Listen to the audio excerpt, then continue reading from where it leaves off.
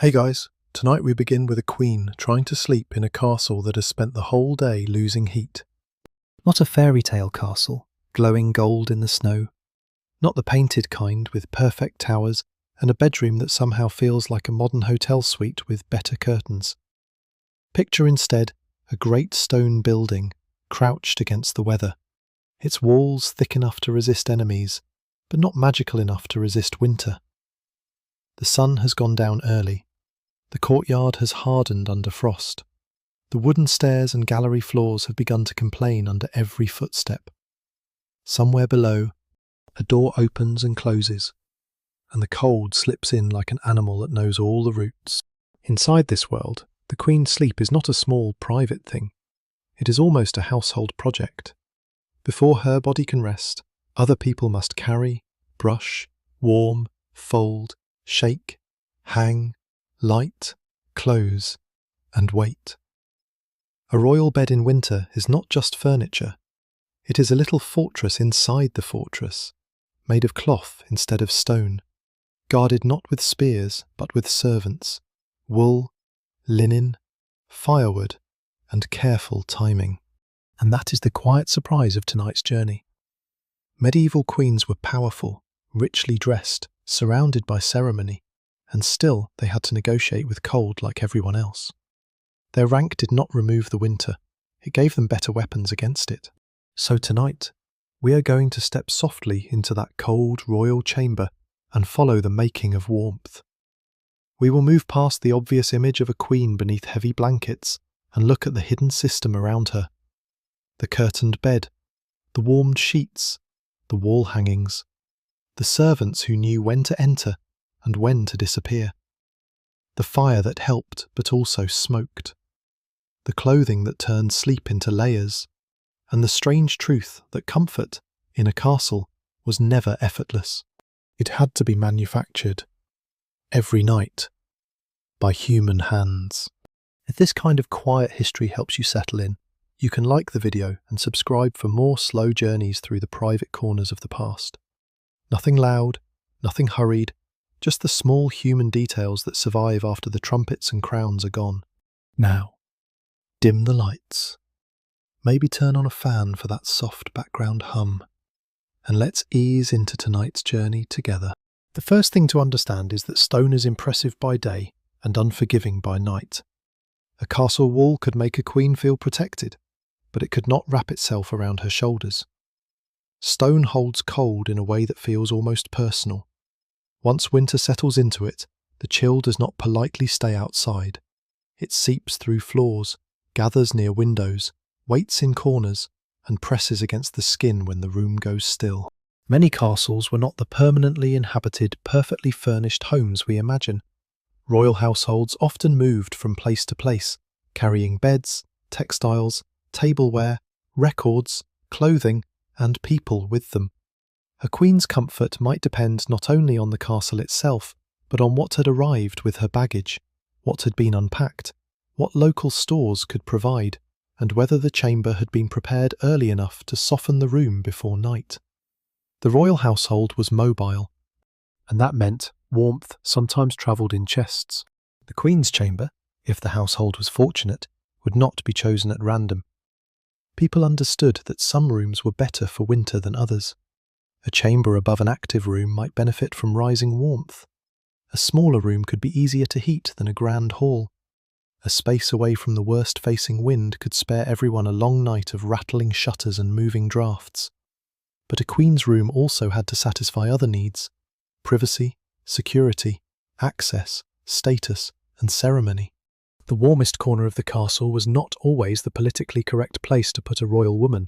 This is where medieval comfort becomes more interesting than modern comfort. Today we often think of heating as a switch, a setting, a private control. In a queen's winter chamber, warmth was an arrangement. It came from the relationship between architecture and labour. The room had to be chosen, the hearth attended, the bedding aired, the hangings set, the draughts blocked, the clothing prepared, the candles placed, and the people managed. A queen might command great wealth, but her sleep still depended on whether the fire burned well, whether the chimney drew properly, whether the wood was dry, and whether someone remembered that linen left too long in the cold could feel like punishment. The bed itself would be the centre of the room's strategy. High-status medieval beds could be large, expensive objects, sometimes with posts, testers, curtains, and rich coverings. Not every bed looked the same across every century or country, but the basic idea of enclosing the sleeper mattered deeply. Bed curtains were not only decorative, they helped create a pocket of stiller air around the body. They softened drafts. They gave privacy in a world where important people were rarely truly alone. They turned sleep into a chamber within a chamber. Imagine the Queen's bed not as a flat modern mattress sitting openly in the room, but as a warm tent of fabric. The curtains might be drawn close.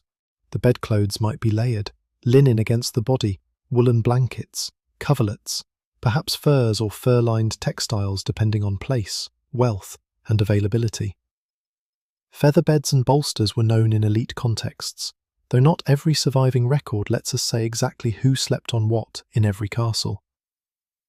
What we can say is that bedding was wealth you could feel. Fabric was not background decoration. Fabric was technology.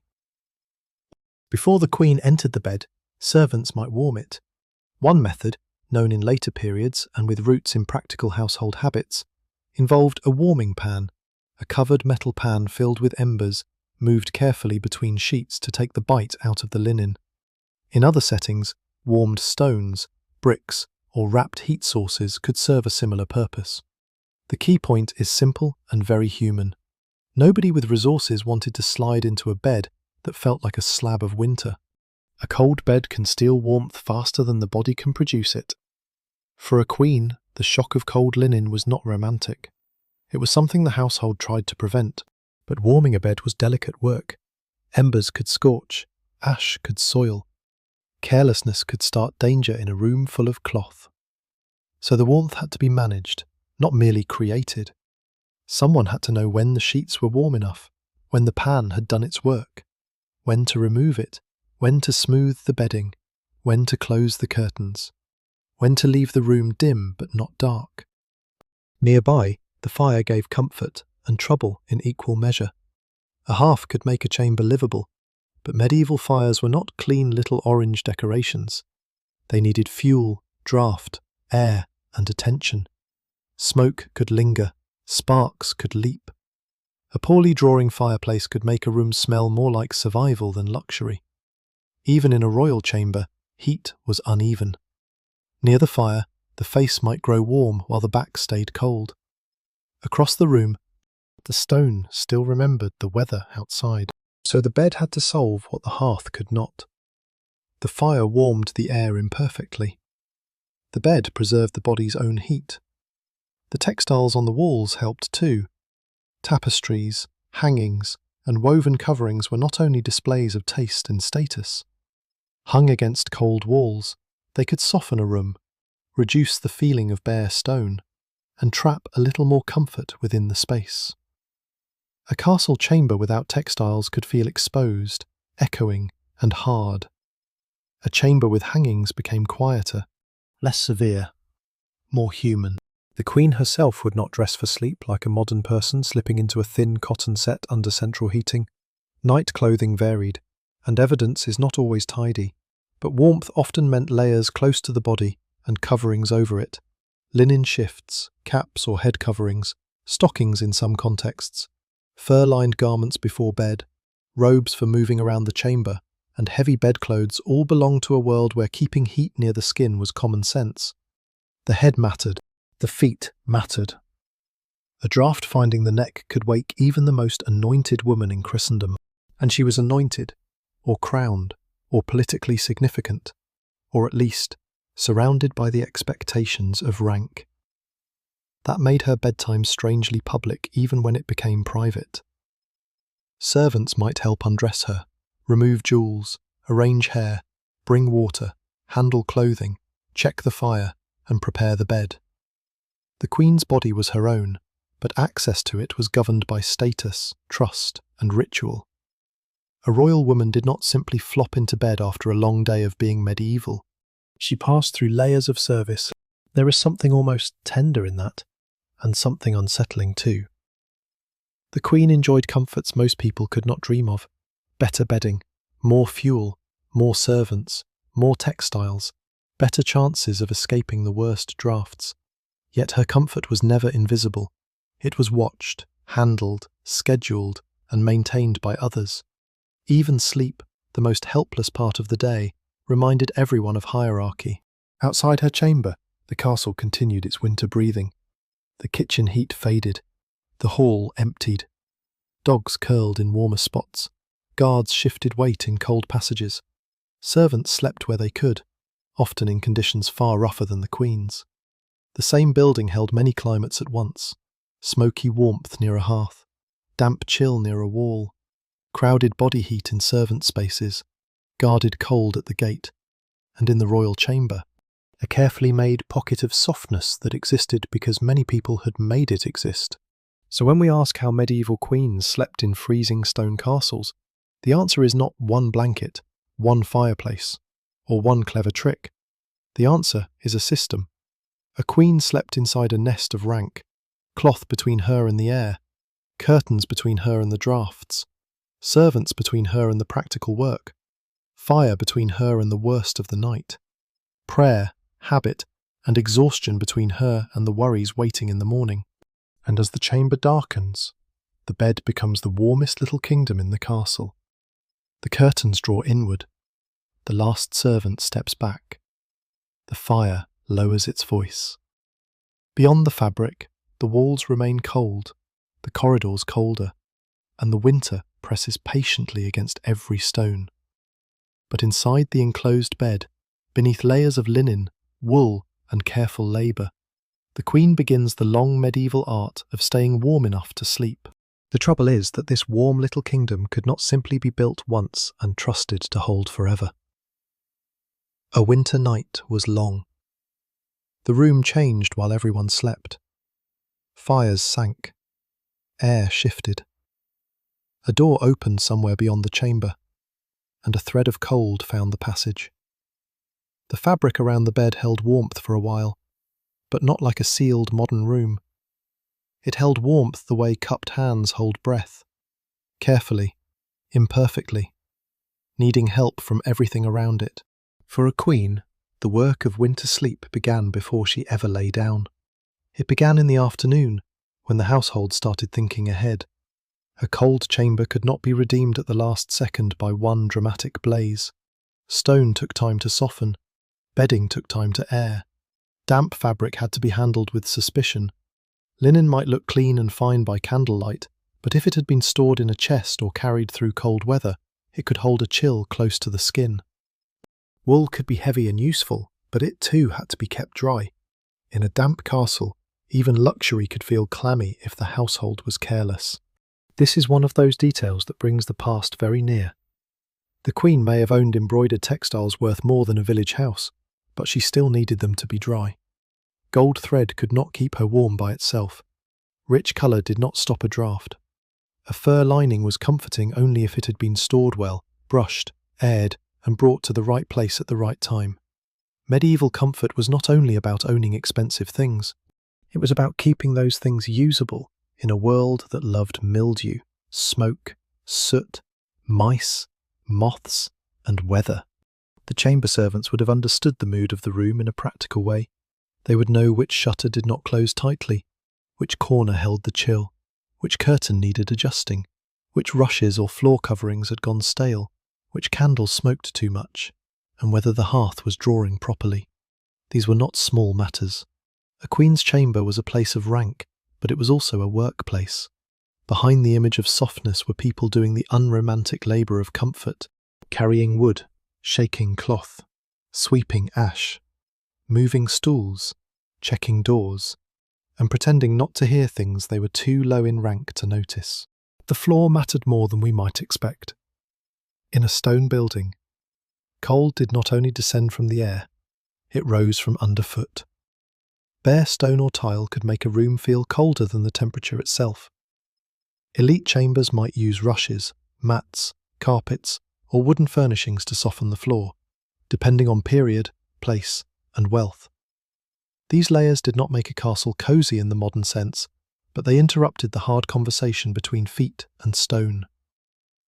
Even the path from hearth to bed could become part of the night's design. A queen getting into bed should not have to cross a little frozen landscape in bare feet like a penitent in a religious story, unless something in the household had gone quite wrong. Light made the cold feel different too. A chamber with candles or lamps had a living quality that a dark chamber did not. But light was also expense. Wax candles, especially fine ones, were costly. Tallow candles were cheaper, but could smell unpleasant and burn with a different quality. A queen's room might have better light than ordinary people's spaces, but no one wanted to waste it carelessly. The fading of candles changed the chamber as surely as the lowering of the fire. Shadows thickened. The bed curtains became darker from within. The shapes of chests, stools, and wall hangings softened until the room felt less like architecture and more like a memory of the day. There is a strange intimacy in a room lit this way. The queen's jewels may have been put away. Her outer garments, the stiff and public layers of rank, may have been removed. Heavy gowns, belts, ornaments, veils, and formal pieces belonged to the day's performance. Night asked a different question. Not how should she be seen, but how could she keep warm while being seen by as few people as possible? Even privacy had to be managed. A queen might have ladies and servants near her, perhaps sleeping close enough to attend if needed, or in nearby rooms, depending on the household and circumstance. Solitude, for a royal woman, was not always the default luxury. Sometimes it was the rarest one. This matters because the queen's bedchamber was not simply a place where a person slept. It could also be a controlled social zone. Access to it meant something. To be admitted near the queen at night or in the early morning was not casual. It could signal trust, intimacy, rank, office, or service. The people who handled the bedding and clothing were not just moving objects, they were moving through layers of permission. A chamber could be soft and political at the same time. And yet, once the curtains closed, the body still had its plain demands. Warmth, breath, space, a comfortable position, relief from the day's clothing, a chance for the feet to lose their ache. A queen might carry the anxieties of marriage, childbirth, diplomacy, household management, religion, succession, and court rivalry into that enclosed bed. But her body still had the same basic conversation with winter as anyone else's. If her toes were cold, theology and rank were not immediate solutions. More covering was. The covered bed helped because still air is warmer than moving air. A draft is not merely cold air, it is cold air in motion, stealing the small layer of warmth that the body has tried to gather around itself. Curtains slowed that theft. They made the bed more like a cabinet of warmth, if drawn close enough. They also created darkness and muffled sound. The queen could hear the chamber less sharply, the fire settling, a servant's step, wind at a shutter. The faint activity of a castle that never fully became silent. In that half-muffled space, sleep could begin. But the curtains also changed the air, too tightly closed, and the space could feel heavy. Too open, and the cold entered. Comfort required judgment. The bed was not an invention that solved winter once and for all. It was an instrument, and the household had to know how to play it. The mattress beneath her might be stuffed with materials that varied by wealth and region. Straw in simpler contexts, wool, feathers, down, or layered bedding in richer ones. Elite bedding was a major possession, sometimes listed carefully in inventories because it represented real value. Beds, hangings, quilts, blankets, sheets, pillows, and covers could be moved, inherited, repaired, and displayed. A bed was not just where the queen slept, it was property, status, and technology gathered into one soft-looking object. There is a reason beds appear so often in medieval records of wealth. They were expensive because comfort was expensive. Fabric required land, animals, plants, labour, dye, trade, sewing, and maintenance. Her heavy coverlet did not begin its life as a cosy object. It began as sheep, flax, labouring hands, merchants, fullers, weavers, dyers, laundresses, pack animals, chests, and account books. By the time it settled over a queen in winter, it carried an entire economy into the dark. That economy was hidden by design. The queen did not need to see every person whose work kept her warm. In fact, the smoother the household ran, the less she would notice it. Warmth at her level was supposed to arrive as if naturally belonging to her, but it did not belong to anyone naturally. It was produced. The cold was natural. The comfort was made. Beyond the bed, the castle sorted people by degrees of protection. Some slept near fires that had burned low. Some shared crowded spaces where body heat mattered more than privacy. Some kept watch in places where the wind had more freedom. A scullion, a groom, a laundress, a page, a guard, a lady-in-waiting, and a queen could all inhabit the same winter night, but not the same winter. The castle did not give one climate to everyone. It distributed cold according to rank. This is the hidden edge of the queen's sleep. Her chamber may seem like a refuge from the harshness of medieval life, and in many ways it was. But it was also a reminder that every layer around her came from someone else's work. Someone had cut or carried fuel. Someone had cleaned soot. Someone had stored the bedding. Someone had mended the fabric. Someone had warmed the sheets. Someone might remain near enough to rise if the queen called. The warmth inside the curtains was private only at the very end. Before that, it was communal labour made invisible. And as the night deepens, that invisibility becomes part of the quiet. The queen lies still, perhaps listening to the smallest signs of the room.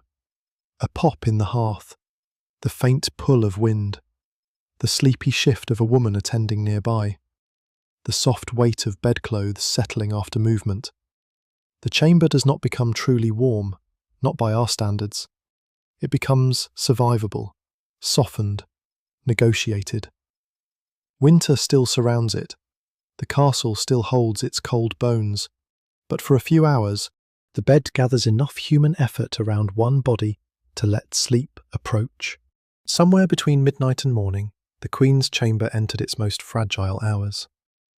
This was when the confident warmth of evening began to fade. The fire no longer stood upright in bright tongues. It lowered into embers, red at the centre and grey at the edges, breathing only when a small draught crossed the hearth. The candles had been pinched out or burned low. The servants who remained nearby had settled into their own uneasy rest. The castle, which by day had seemed full of rank and voices and footsteps, became a set of darkened cavities holding pockets of sleeping people. And in the curtained bed, the queen lay inside, the best-made shelter the household could provide. The first danger was not dramatic. It was simply the slow return of cold. Winter does not need to announce itself. It waits for human effort to tire. It waits for flame to sink, for bodies to stop moving, for doors to loosen, for cloth to cool. Then it comes back by inches. This is why the enclosed bed mattered so much. The curtains around it did not create heat the way a fire did. They protected heat already made. They trapped the warmth rising from the queen's own body and from the bedding that had been prepared around her. In modern life, we often expect the room to be warm first and the bed to be a smaller comfort within it. In a medieval castle, the room might remain stubbornly cold, while the bed became the true climate. The queen was not sleeping in the chamber so much as sleeping in a fabric pocket inside the chamber.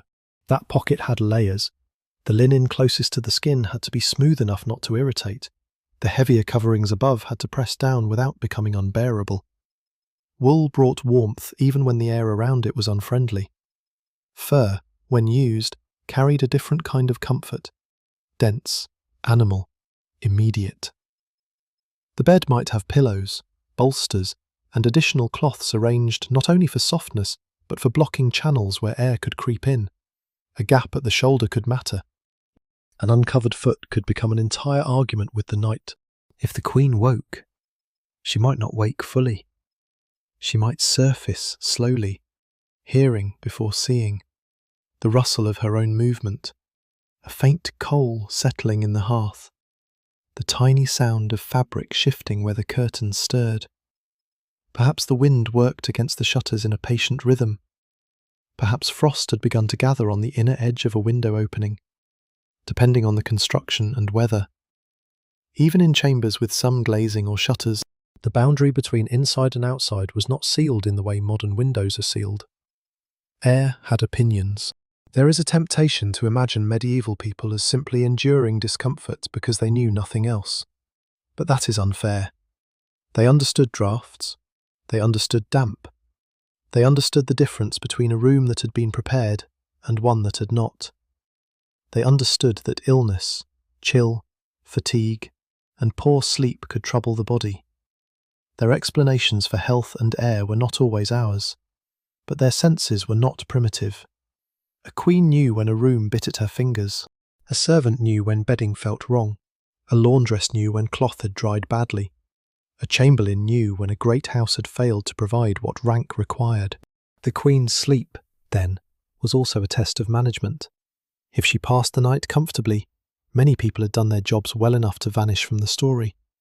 If she did not, the failure might be blamed on servants, supplies, architecture, travel, weather, or the general injustice of winter. Royal displeasure could begin with something as small as cold sheets. That sounds almost comic until you remember how much ceremony, money, and obedience existed to prevent exactly such small humiliations. There may have been someone sleeping close enough to hear if the queen called. A lady, a maid, an attendant, a trusted woman of the chamber.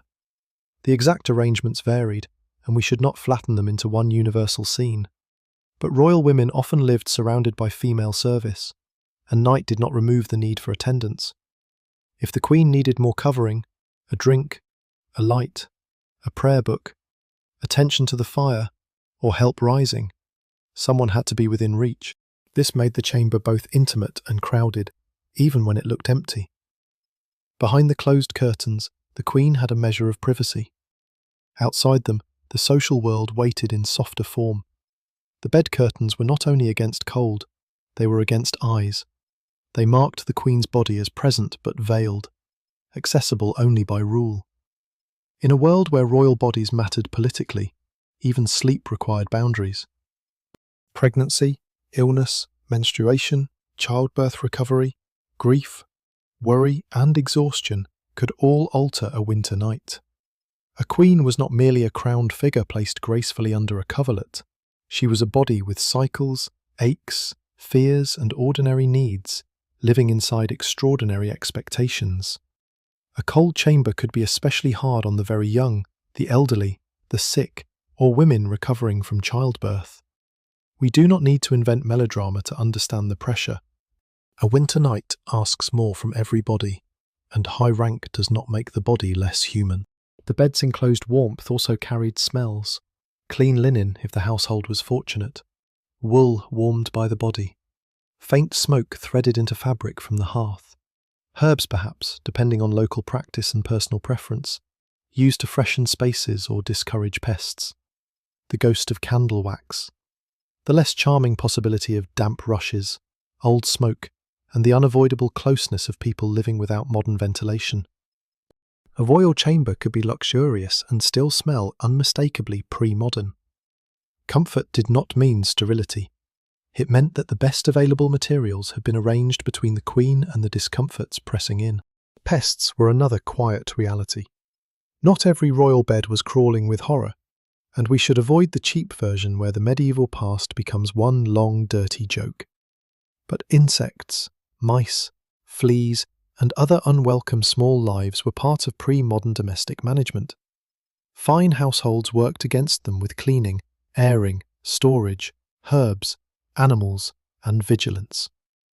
The queen's bedding would be better tended than most, but better tended is not the same as magically separate from the world. A castle was porous to more than weather. The servants knew this too. A bed had to be inspected, shaken, repaired, refreshed. Textiles were living investments. They absorbed smoke, sweat, perfume, damp, and time. They required maintenance. That maintenance was not glamorous enough for the great chronicles, which preferred battles, marriages, betrayals, and miracles. But without it, the Queen's chamber would quickly lose its dignity. Royal comfort depended on people whose names often disappeared because their work succeeded only when no one important had to think about it. And during those deep hours, the difference between queen and servant may have been physically close, but socially immense. One woman lay inside layered bedding, shielded by curtains. Another might doze lightly in a less comfortable place, alert to a sound from the bed. Both were cold in the same winter, but not equally cold. Both were female bodies inside the same stone building, but one body commanded the room, and the other kept the room functioning. The silence between them was made of rank. This is why the royal bed is such a useful object. It gathers the whole medieval household into one image: architecture, trade, animals, women's work, servants' discipline, elite privacy, political status, bodily vulnerability, and seasonal hardship all meet there. The bed looks soft, but it tells a hard truth. In winter, comfort was never just personal. It was organized. The Queen may have drifted back to sleep with the covers drawn closer under her chin. Outside the curtains, the chamber air cooled. Beyond the chamber, the passage cooled further. Beyond that, the stairwell held a deeper cold, and beyond the walls the night lay across the fields, roofs, barns, roads, and frozen water. Somewhere in the castle, someone turned in a thinner blanket. Somewhere else, a guard flexed stiff fingers. Somewhere near the hearth, an ember collapsed into itself. Inside the bed, warmth remained because it had been captured and defended. Not perfectly, not luxuriously by our standards, but enough. Enough for breath to slow. Enough for the Queen's body to loosen.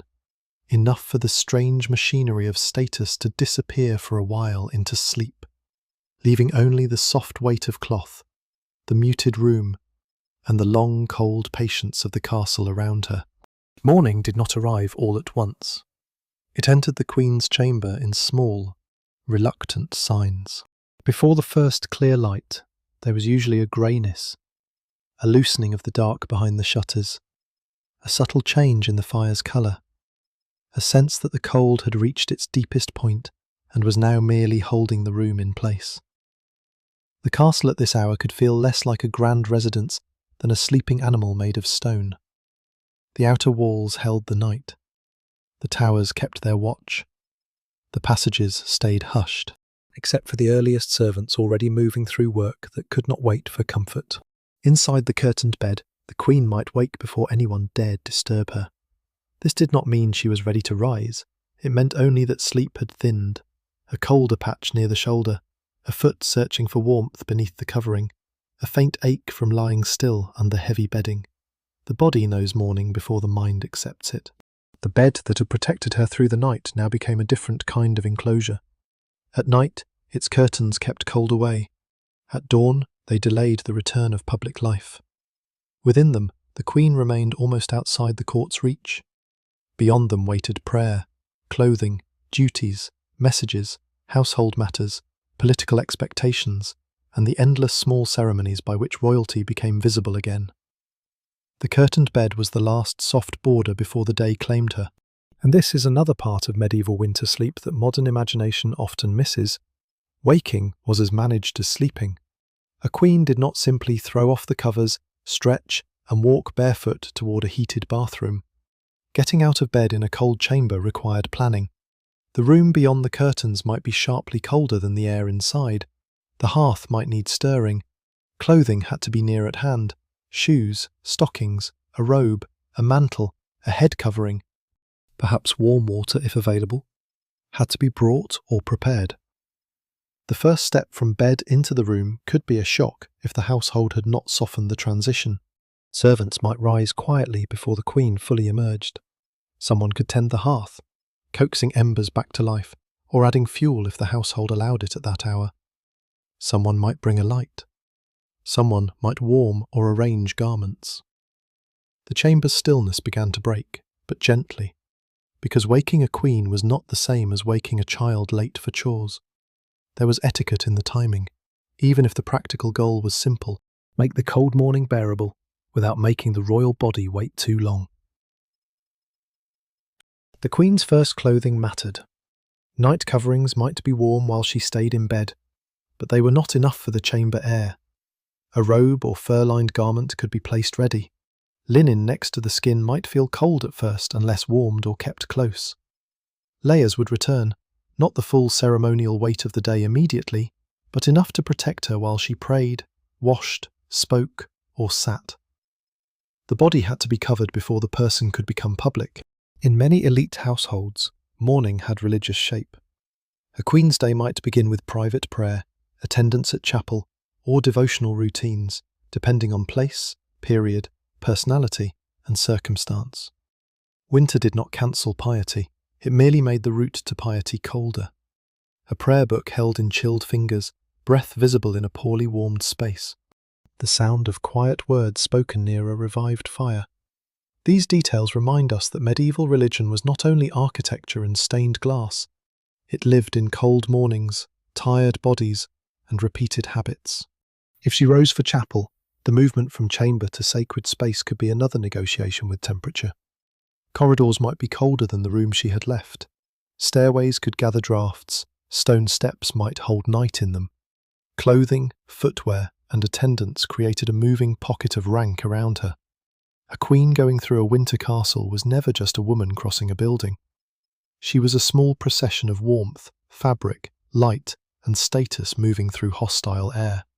But not every morning was ceremonial in the same way. Illness, childbirth, travel, weather, household disruption, or political pressure could change everything. A queen might remain in bed longer. She might receive trusted attendance while still enclosed or partly dressed. She might conduct small business from the chamber.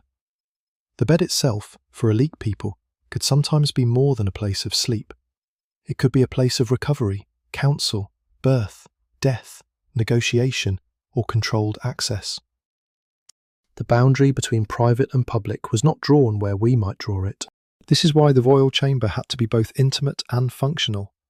It held the Queen's vulnerability, but it also held her authority. A person could be weak with cold or illness and still be politically important. The chamber did not stop being a place of rank just because the Queen was under blankets. In some ways, the bed made rank more visible. Who could come near? Who could speak? Who could touch the bedding, hand the robe, bring the water, open the curtains? The answers revealed the household's order. The act of opening the curtains was small, but it mattered. For the person inside, it changed the world. The warmer, darker pocket of sleep gave way to the larger chamber, with its colder air and watchful presence.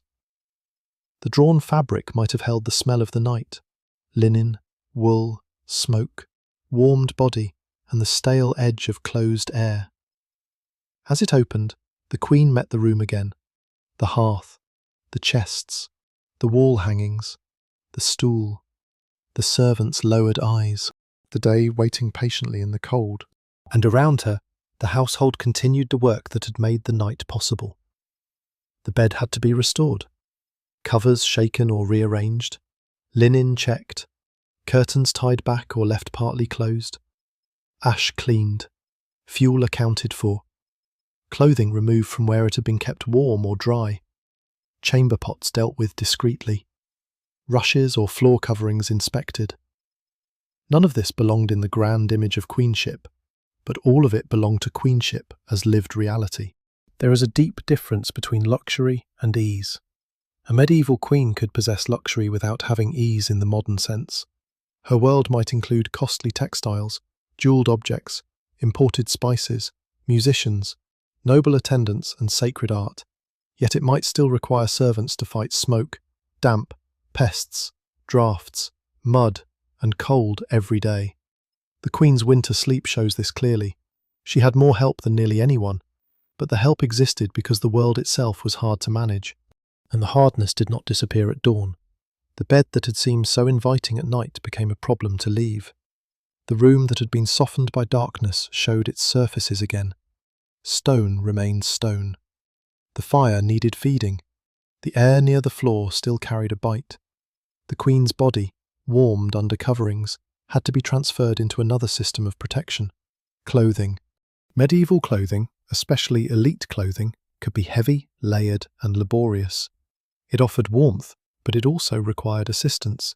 Sleeves, laces, belts, veils, gowns, mantles, pins, and fastenings could turn dressing into an event rather than a private reflex. In winter, this event had urgency. Nobody wanted the Queen standing half-dressed in a cold chamber while a fastening misbehaved. The comedy of clothing is one of history's most reliable truths. Even Majesty must occasionally wait for a knot, yet the same layered clothing that now shielded her also transformed her. The woman who had spent the night as a warm, breathing body under cloth became again a figure recognizable to the household. Covered, arranged, veiled, belted, and attended, she returned to her role. The night had briefly reduced the court to its essentials: heat, sleep, service, vulnerability. Morning rebuilt the symbols. This rhythm repeated through winter, not always identically, not in every castle, not for every queen, but in its broad human logic: prepare the chamber, defend the bed, survive the coldest hours, wake carefully, rebuild the body for the day.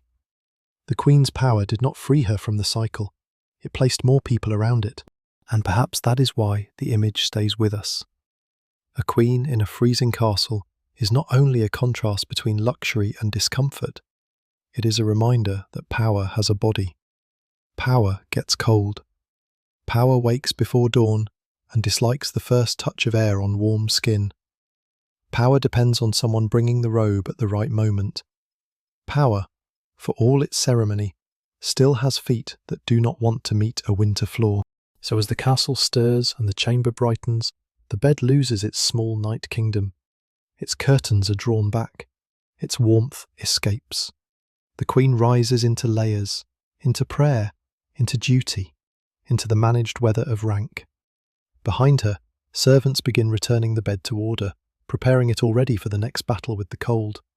Because in winter, even a royal morning remembers the night before, and every blanket folded at dawn is a promise that the household will have to make again after sunset.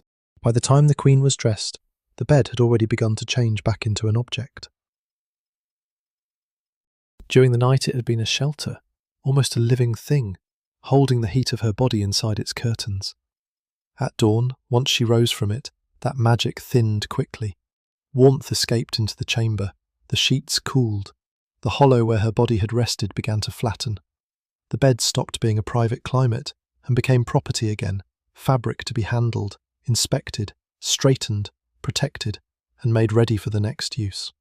The women and servants of the chamber knew that a bed was never finished. It could not simply be left as a heap of expensive softness.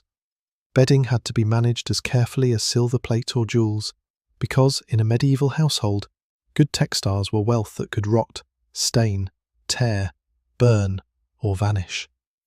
A royal bed was beautiful only because people kept rescuing it from the ordinary forces of life. So after the Queen rose, the quiet work began. Curtains might be tied back to let air move through the bed. Sheets could be shaken, smoothed, or removed depending on custom and need. Coverings might be folded, arranged, or aired. Pillows and bolsters had to be handled. If the night had been damp, the bedding could not be trusted to remain wholesome without attention. If smoke had drifted from the hearth, the fabric might carry it. If the Queen had slept poorly, if illness or childbirth or travel had disrupted the night, the bed might require more careful tending. This was not merely housekeeping. It was preservation. Linen, wool, fur, embroidery, and hangings represented labour gathered over months and years. A careless servant could damage more value in a morning than many families saw in a season. To own fine bedding was one sign of rank. To maintain it properly was another. And because royal households moved, the bed's life did not belong only to one room. This is easy to forget when we imagine castles as fixed homes, each chamber permanently arranged like a museum display. Medieval courts, especially royal ones, could be remarkably mobile.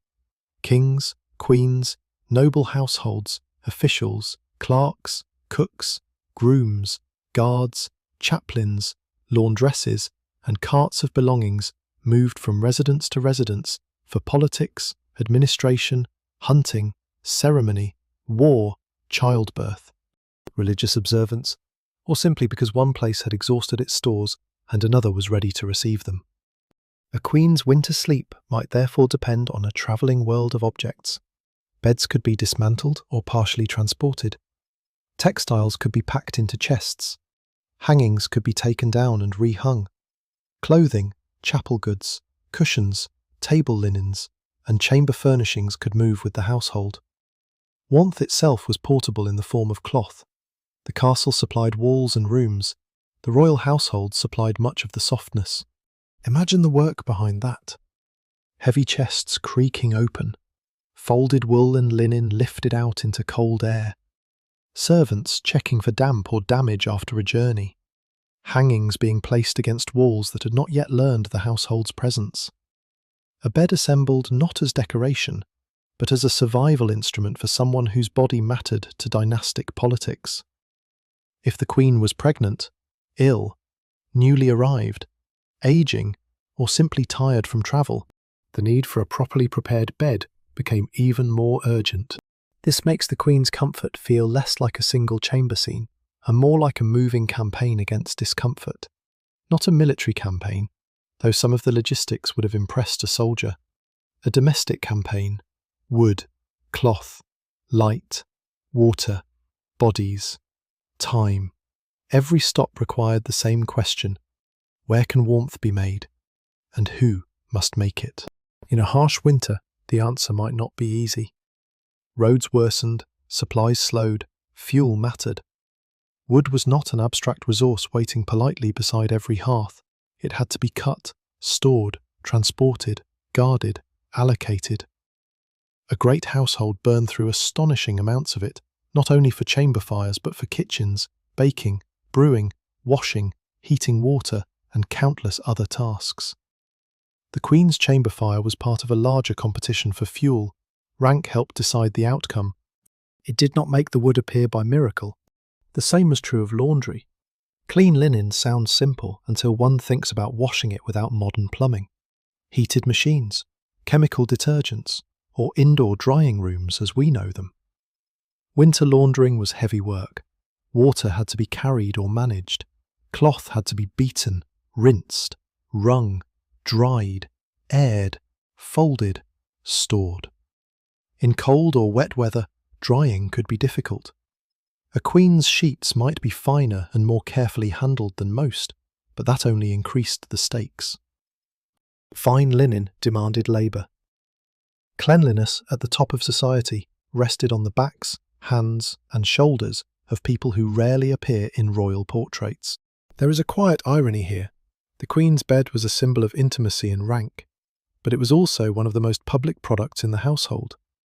Not public because everyone saw her sleeping in it, but public because so many people contributed to its readiness. The flax grower, the spinner, the weaver, the seamstress, the laundress, the chamber servant, the fire tender, the carter, the clerk who recorded purchases, the official who oversaw stores, all of them, in some distant way, stood between the Queen and the winter floor. And then there were the animals. Sheep gave wool. Geese or other birds could provide feathers or down in elite bedding where available. Furs came from animal skins, local or traded, humble or luxurious depending on type and context. Horses and pack animals moved the household's goods. Dogs may have slept in warm corners or followed their masters through cold rooms.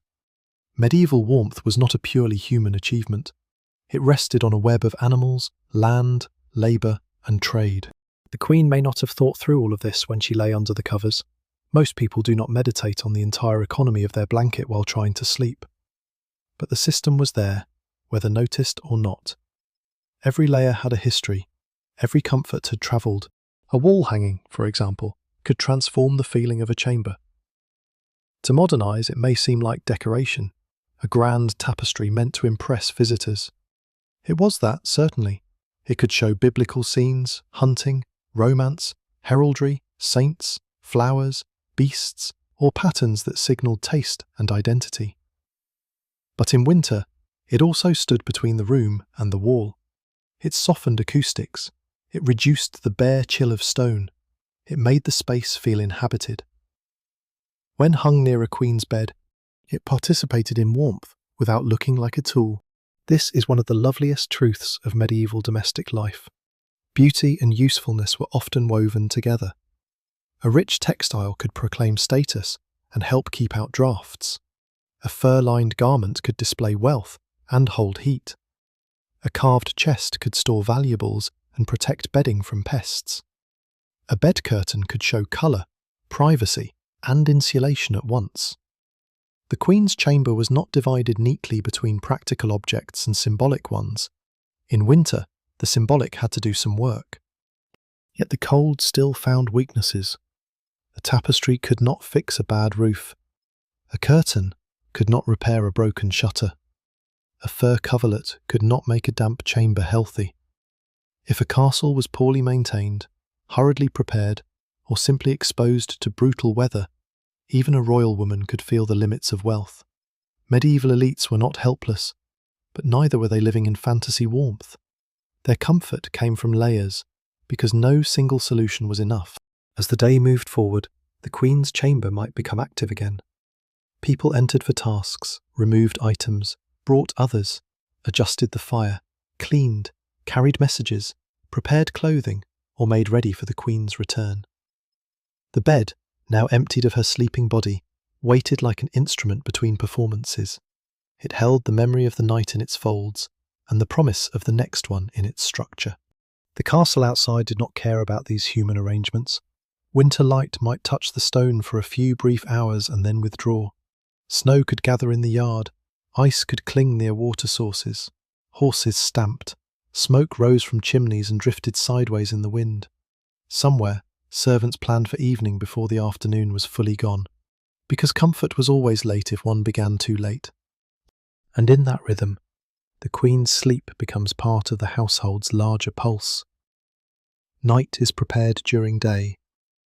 Day repairs what night used. Warmth is made, lost, and made again. The bed is not a static luxury but a repeating effort. Every evening asks whether the sheets are dry, whether the firewood is ready, whether the curtains hang well, whether the chamber is fit, whether the Queen will pass from public duty into private cold with enough protection around her. So when we imagine that royal bed, we should not picture only the Queen beneath its coverings.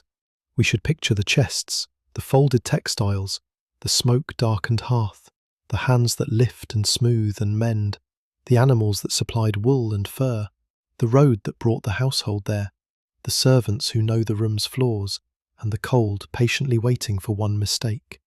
The Queen slept in a bed, yes, but the bed slept inside a whole world of labour. By afternoon, the castle had a different kind of cold. Morning cold was sharp and waking. Night cold was deep and patient.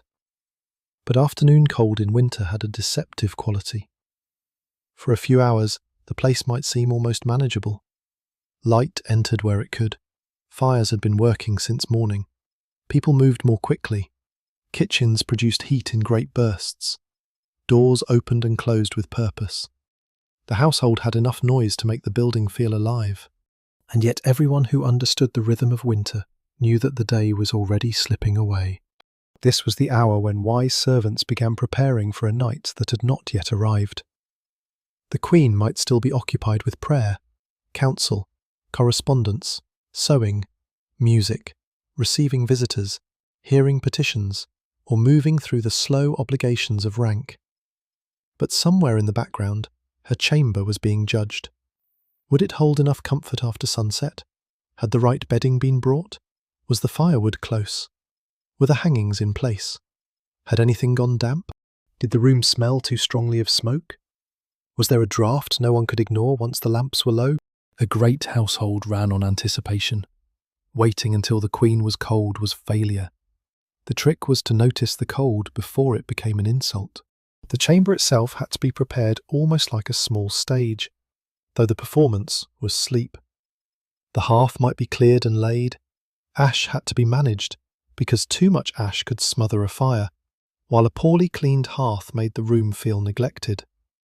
Wood had to be chosen with care. Dry fuel mattered. Wet or green wood could smoke, hiss, burn badly, and fill the chamber with irritation rather than comfort.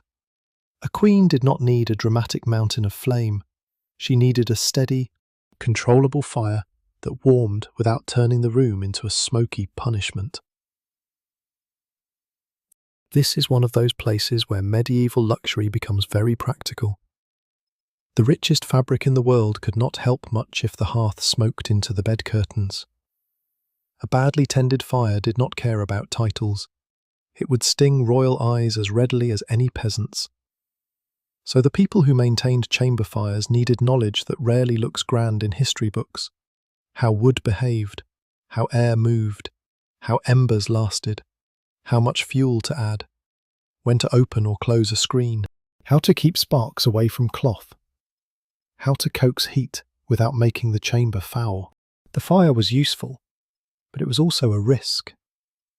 A royal bedchamber was full of things that could burn: curtains, hangings, straw or rushes, wooden furniture, clothing, bedding, documents, chests. Warmth and danger came from the same source. Too little flame, and the chamber froze. Too much carelessness, and the very materials that kept the queen alive could become a threat. Medieval winter comfort required a steady respect for fire, not a simple love of it. While the hearth was being prepared, the bed itself might be examined. Bedding was not merely placed in a room and forgotten. It had to be inspected by touch as much as sight. A servant could feel if linen was unpleasantly cold or damp. A coverlet could be shaken to restore loft. A fur or woolen covering might need airing away from direct smoke. Pillows might be adjusted. Curtains might be checked for gaps or uneven hang.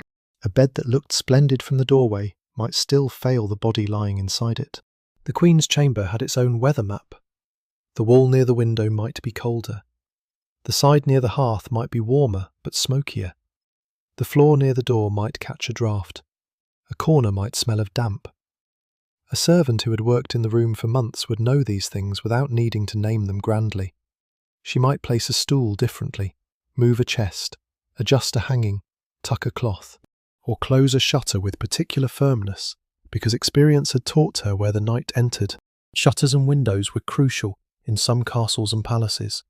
Glazed windows existed, especially in elite spaces, but glazing was expensive and varied widely by period and place. Many openings relied on shutters, oiled cloth, horn, wooden closures, or other practical arrangements. Even when glass was present, it did not behave like modern double glazing. The winter came through edges, joints, and materials. Wind made every weakness audible. Closing a chamber against winter was therefore not one act, it was many small acts. A shutter fastened, a gap noticed, a hanging drawn, a door checked, a curtain lowered, a screen placed, a chest used almost like a barrier. None of these made the room warm by itself, but together they slowed the room's surrender. And then there was scent. We tend to imagine warmth visually, flame, blankets, golden light. But in a queen's chamber, the approach of night would also be smelled. Smoke, wax, wool, linen, wood, perhaps herbs laid among textiles, perhaps the faint sweetness or sharpness of rushes on the floor, depending on how fresh they were. If the chamber was well managed, these smells might blend into something comforting and lived in. If not, one smell could dominate: smoke that caught in the throat, damp that suggested neglected corners, old rushes that betrayed poor housekeeping.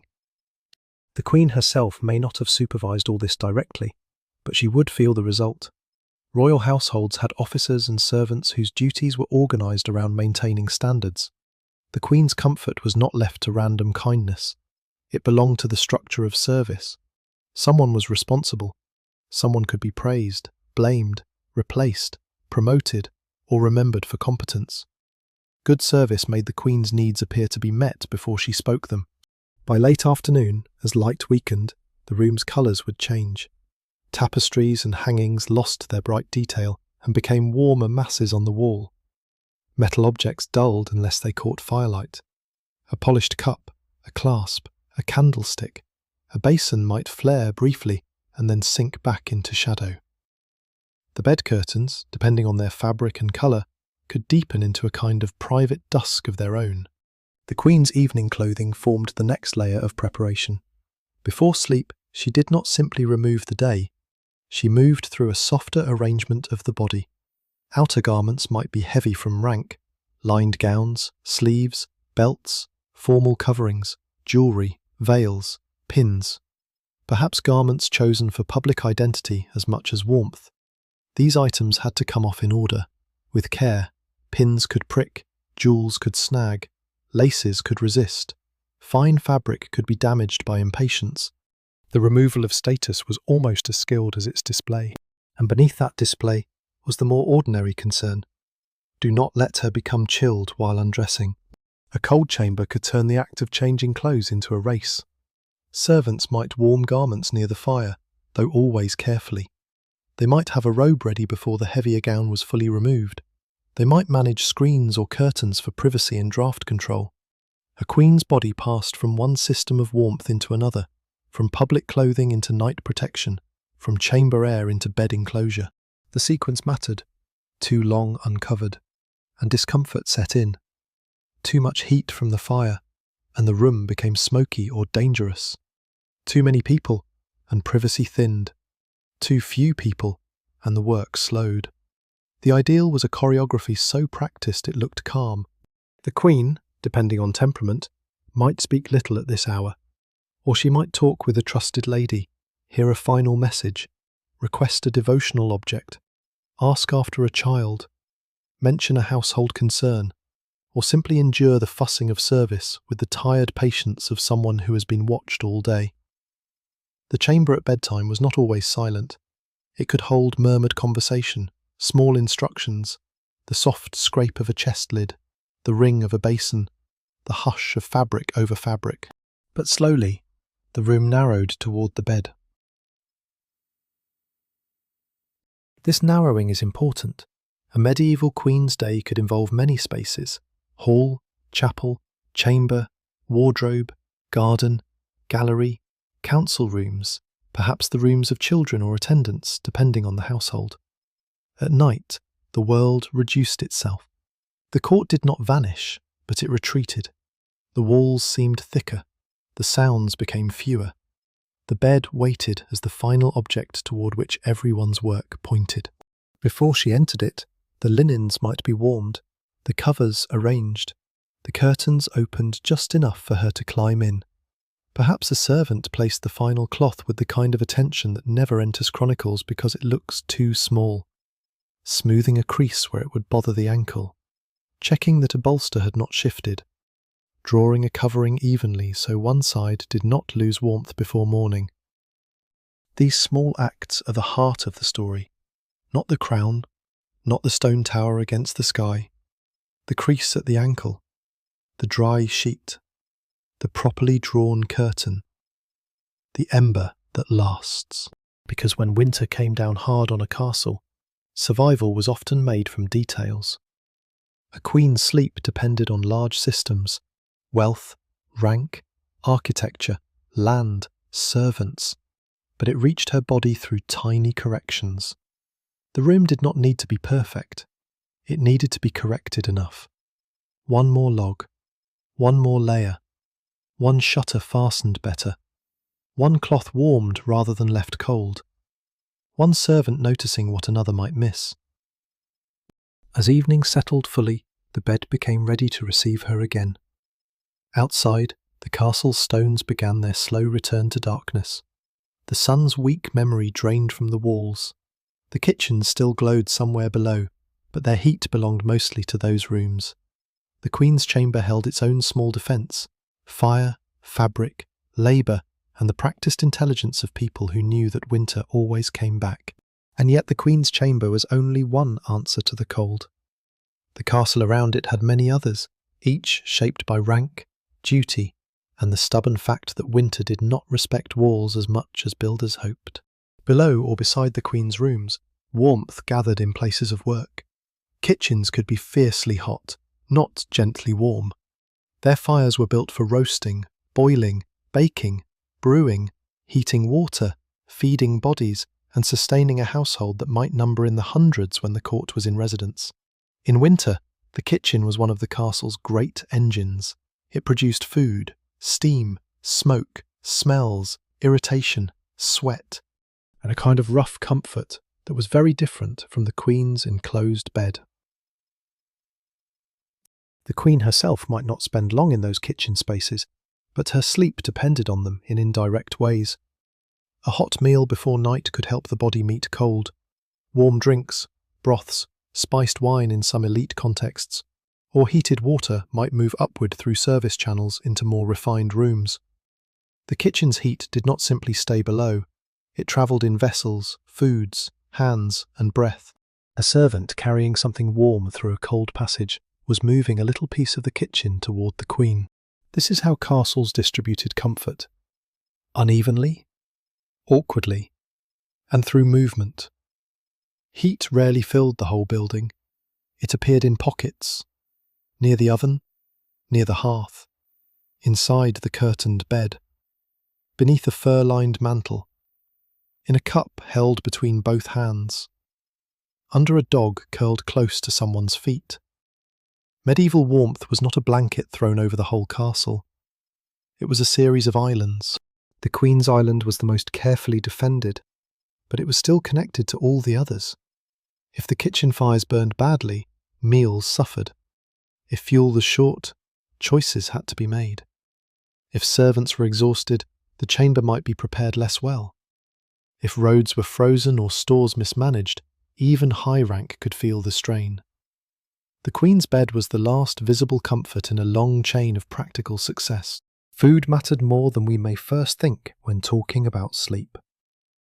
A body that has eaten well can face cold differently from a body that has not. Elite winter meals could be heavy, rich, and warming, though they varied widely by household, season, religious calendar, region, and occasion. Meat days and fasting days shaped what could be served. Spices might appear in noble settings not because people were foolishly trying to hide rotten meat, as the old myth goes, but because spices were valued, expensive, meaningful, and pleasing. Warm sauces, potages, roasted meats, fish on required days, bread, ale, wine, and preserved foods all belonged to the winter world of elite survival. A queen going to bed after a sufficient meal, in a chamber prepared by servants, under layered bedding, was living at the top of the comfort ladder. Yet even there, digestion, cold, smoke, worry, and ritual could all shape sleep. Medieval people did not separate the body into neat modern categories. Food, sleep, prayer, air, season, temperament, and health belonged to one lived experience. A chamber that felt too cold, a stomach too heavy, a draught too persistent, or a mind unsettled by news, could disturb a night as surely as an enemy at the gate. The religious calendar also touched the winter chamber. Advent, Christmas, Lent if the season had turned, saints' days, feast days, fast days, all could alter meals, routines, duties, prayers, and the emotional texture of night. A queen might sleep after a day of ceremony, or after vigil, or after hearing mass, or after receiving guests in a season when hospitality carried sacred and political meaning. Winter was not just weather, it was a calendar of obligations wrapped in cold. On certain nights, the castle might not be quiet early. Christmas celebrations, court gatherings, visiting nobles, musicians, clerks, messengers, and household business could stretch the evening. The Queen's chamber still had to become a place of rest after the public warmth of hall and ceremony faded. That change from crowded, firelit life to private, curtained bed could be gentle or abrupt, depending on the night. The Great Hall, where many people gathered, offers a useful contrast. A hall could be warmer than many rooms simply because people, fire, food, and movement filled it. It could also be smoky, noisy, and draughty. Warmth there was social. It came with voices, animals, spilled ale, servants passing, dogs underfoot, benches, rushes, and the vast appetite of a household. The Queen's chamber aimed for a different warmth, quieter, more controlled, more selective. But the chamber borrowed from the hall's world. It took food, servants, news, and sometimes lingering body heat from the shared life of the castle, then refined it into privacy. Privacy, however, was never complete. This is one of the major differences between modern sleep and royal medieval sleep. Today, many people think of sleep as something that happens behind a closed door in a personally controlled room. A medieval queen's sleep happened behind layers of access, doors, curtains, attendants, rank, gender, household office, and protocol all decided who could come near. She might be shielded from strangers, but not necessarily alone. She might have more privacy than many, yet less solitude than a modern person would expect. This made her warmth social in another way. The curtained bed hid her from view, but it also depended on people being close enough to help. In very cold weather, a servant's nearness could be practical. If the fire needed attention, if the queen woke chilled, if a candle was required, if sickness came suddenly, help had to be available. The royal body was precious enough that it was not abandoned to the dark. Security added another layer. Castles were residences, administrative centres, symbols, and defences. Even in peaceful times, doors, guards, watches, and controlled movement mattered. The Queen's chamber needed protection as well as warmth. This affected where she slept, who slept nearby, and how the night was organised. A room might be warmer if placed one way, safer if placed another, more prestigious in another, more private in yet another. The ideal chamber balanced all these needs. The real chamber may have compromised. The Queen herself might have known these compromises intimately. She could know that one residence was damp but politically necessary. Another had a better chamber but a more troublesome household. One castle caught the wind badly. Another had good fireplaces but poor access to chapel.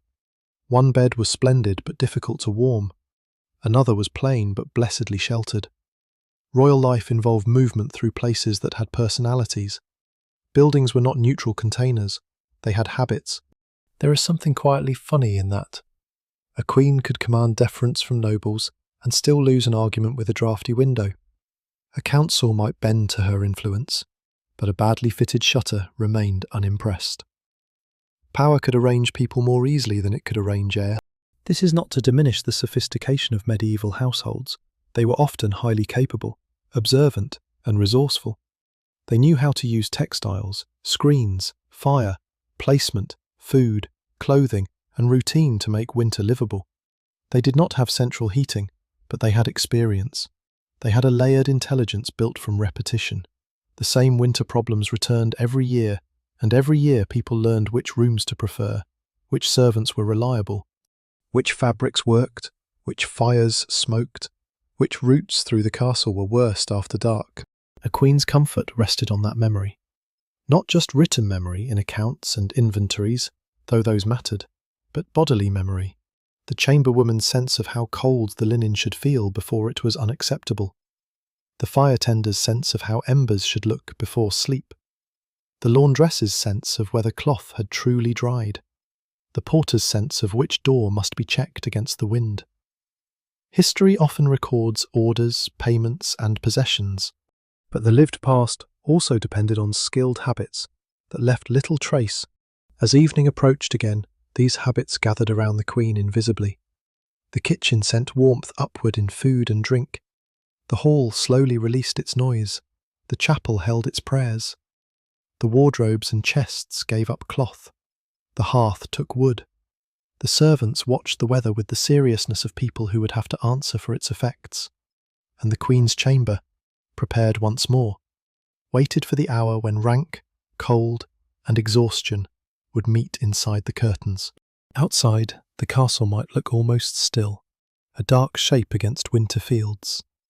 Inside, it was full of small negotiations with temperature. Not one medieval winter, but many. The kitchen's fierce heat, the guards' bitter cold, the servants' shared warmth, the hall's smoky comfort, the Queen's carefully managed bed. Each person slept inside the same season, but not inside the same protection. And this is what makes the Queen's winter sleep so revealing. It was not an escape from the castle's cold. It was the most privileged version of an entire household's struggle against it. Her bed was warm because other fires burned, other hands worked, other bodies endured less, and other rooms stayed colder. The softness around her was real, but it was never simple. It was a small island of comfort, built from the labour of a freezing world. The Queen's bed also belonged to a world of medicine, even when no physician stood beside it. Medieval people did not think about sleep, cold, and health exactly as we do. But they were not careless about the body. They lived with bodies too closely for that. They knew cold could stiffen fingers, worsen aches, disturb rest, and make a person miserable. They knew damp air felt different from dry cold. They knew smoke could trouble the chest and eyes. They knew fatigue made the world harder to bear. Their explanations often passed through the language of humours, balance, complexion, air, diet, season, and divine order. But beneath those ideas was sharp observation. For a queen, winter sleep was therefore not only comfort, it was health management. A royal woman's body carried political weight. If she was young, her fertility might be watched with interest that was both personal and dynastic. If she was pregnant, her sleep and warmth mattered to more than herself. If she had recently given birth, her chamber could become a protected world of recovery. Women's service, warmth, seclusion, prayer, and careful attendance. If she was older, ill, grieving, or under strain, the cold might be treated not as an inconvenience, but as something that could unsettle the balance of the body. This does not mean every queen was wrapped in perfect medical wisdom. Medieval care varied. Advice could be sensible, strange, devotional, inherited, contradictory, or all of these at once. But elite households had access to forms of knowledge and service that most people did not. Physicians, learned texts, women's practical experience, religious routines, herbal preparations, and household remedies could all shape how a royal woman was treated in winter. Sleep itself had a moral and bodily meaning. Too little sleep could weaken. Too much could be frowned upon depending on context. Rest had to fit the rhythms of prayer, meals, household duty, and rank. A queen could not always sleep simply because she was tired. She slept inside a schedule built from court life, devotion, politics, and the needs of others. Yet the body made its own demands. In the cold, the desire to remain under covers must have been very persuasive. The curtained bed did not only hold warmth, it offered a rare pause from being visible. A queen's life could be crowded with eyes. Eyes in hall, chapel, chamber, procession, marriage, childbirth, mourning, and ceremony. Eyes measuring her piety, fertility, generosity, dress, speech, and influence. In winter, inside the drawn bed curtains, she could at least enter a darker, smaller world, where the body was allowed to be tired. That darkness may have mattered more than we imagine. Without electric light, night had a different authority. Candles and lamps could push it back, but never erase it. Firelight moved, shadows behaved like weather. The bed curtains created a controlled darkness, not the wild darkness of corridors or courtyards, but a private one, softened by fabric and breath. This was a darkness built for sleep, prayer, fear, memory, and sometimes whispered conversation. A queen might pray before sleep or upon waking. She might keep devotional objects nearby. A book of hours, a rosary in later contexts, a small image, a relic, or a familiar prayer could belong to the emotional furniture of the chamber as much as any cushion. Winter nights were long enough to invite thought, and medieval thought did not separate the body's vulnerability from the soul's condition. Cold, darkness, illness, and sleep could remind people of mortality without needing to be dramatic. Every night required surrender. Every morning, if it came, was a mercy. This religious dimension should be handled gently. We do not need to imagine every queen trembling in terror, nor every winter night as a spiritual crisis. Much of life was routine. People said prayers because prayers structured time, identity, hope, obligation, habit, and comfort. A queen might pray because she was devout, because she was expected to, because she was afraid, because she was grateful, because she was lonely, or because prayer was simply what one did before entering the helplessness of sleep. Helplessness is the right word. Sleep is the one royal ceremony where consciousness resigns. A queen could be guarded, enclosed, attended, warmed, honoured, and still asleep she could not command the room. The chamber system existed partly because of that helplessness. Doors, attendants, curtains, fires, and routines kept watch while the royal body stopped watching, and the body had many reasons to need protection. Childbirth, in particular, shaped the sleep of medieval queens in ways that ordinary castle fantasy often ignores. Royal pregnancies were not private family matters, they were dynastic events. A queen who might bear an heir could become the centre of intense household care and intense political attention at the same time. Her chamber during pregnancy or after birth might be more carefully controlled, warmed, and attended. The bed could become a place of hope, danger, ceremony, and recovery. Winter would only sharpen these concerns. The postpartum chamber, in elite contexts, could be a female space with its own rules, warmth, and seclusion. The room might be kept darkened and warm, not because people understood germs or physiology as we do, but because long tradition and bodily experience taught the need for protection. Fires, coverings, attendants, food, drink, prayer, and controlled access all mattered. Here again, warmth was not indulgence, it was part of care. A queen recovering in winter might experience the bed not as luxury but as necessity. The heavy bedding, the enclosed curtains, the warm drinks, the restricted movement, the women nearby, these could feel protective but also confining. The same curtains that guarded privacy could mark her as watched. The same warmth that comforted her could remind her that everyone outside was waiting for news. A son, a daughter, a survival, a loss, a future. Even outside childbirth, illness changed the chamber's meaning. A queen with fever might not want the same warmth as a queen chilled by winter. A woman with chest trouble might suffer from smoke. Aches in the joints, headaches, digestive discomfort, tooth pain, grief, anxiety, all could make the beautiful bed feel less like a sanctuary and more like a place where the body argued with itself. Medieval medicine had remedies, but not guarantees. High rank bought care, not certainty. This is important because the queen's bed is easy to romanticize. Heavy curtains, carved posts, fur coverlets, firelight on tapestries. It sounds almost impossibly atmospheric.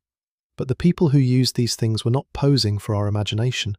They were trying to sleep, recover, stay warm, conceive, endure pain, survive childbirth, mourn children, manage households, and wake for prayer. The beauty of the chamber did not erase the ordinary difficulty of having a body. And still, beauty mattered. A richly prepared chamber could soothe. Colour mattered in a season when the outside world faded into white, grey, brown, and black. A red hanging, a green coverlet, a gold threaded border, a painted chest, a gleam of candlelight on a basin. These were not merely ornaments. They helped create a world where the queen's status, identity, and comfort were reinforced. In winter, beauty could be another form of warmth, not physically enough by itself, but emotionally real.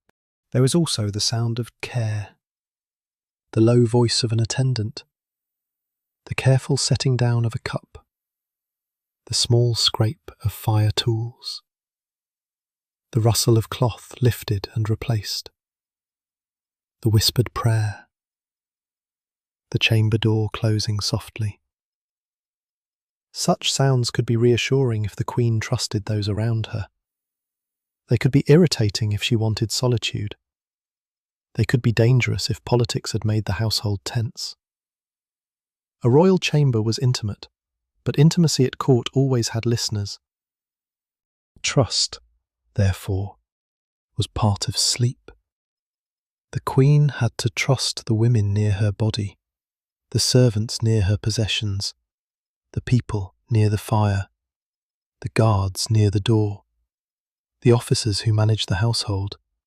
and the broader political order that made the castle safe enough for rest. A poor woman might sleep lightly because cold or hunger troubled her. A queen might sleep lightly because news, succession, alliance, pregnancy, or betrayal moved through her world. Warmth could protect the body without quieting the mind. By deep winter, the bed became a nightly instrument of that trust. The queen entered it with layers of cloth and layers of dependence. The curtains closed, the chamber narrowed, the fire burned down. Somewhere nearby, someone remained alert enough to answer. Outside, the castle held its many sleepers in their unequal pockets of warmth, and inside the queen's enclosed bed, medicine, faith, rank, fatigue, and flesh came together in one simple human need: to be warm enough, safe enough, and untroubled enough to disappear into sleep. The queen's winter bed also had enemies too small to appear in songs. Draughts were obvious, damp was obvious, smoke announced itself with a sting in the throat, but other troubles worked quietly inside fabric, straw, wood, and storage chests. A castle was not a sealed container. It was a living environment, open in countless small ways to insects, rodents, dust, soot, mould, and the steady decay of things made from plants and animals. The queen's chamber was more carefully guarded than most spaces, but it was not removed from nature. It was nature, wealth, and human order pressed into one room. This is why bedding had to be watched. A sheet could be clean and still cold. A blanket could be warm and still smell of smoke. A fur could be luxurious and still need care.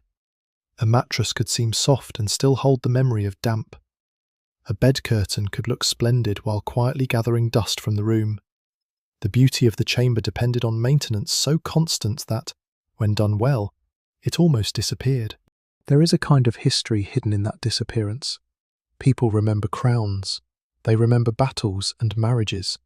They remember towers, feasts, betrayals, and portraits. They do not usually remember the woman who shook the bed hangings, the servant who checked for pests, the laundress who tested whether linen had dried properly, or the chamber worker who noticed that a folded coverlet had picked up a sour smell in storage. Yet without them, the queen's winter bed would lose its dignity very quickly.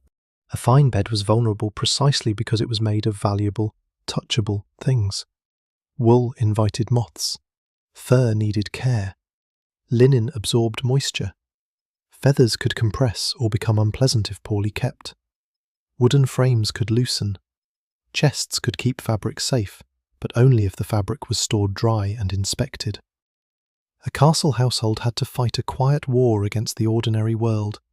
Not a heroic war, a war of brushing, airing, folding, mending, sweeping, beating, drying, and storing.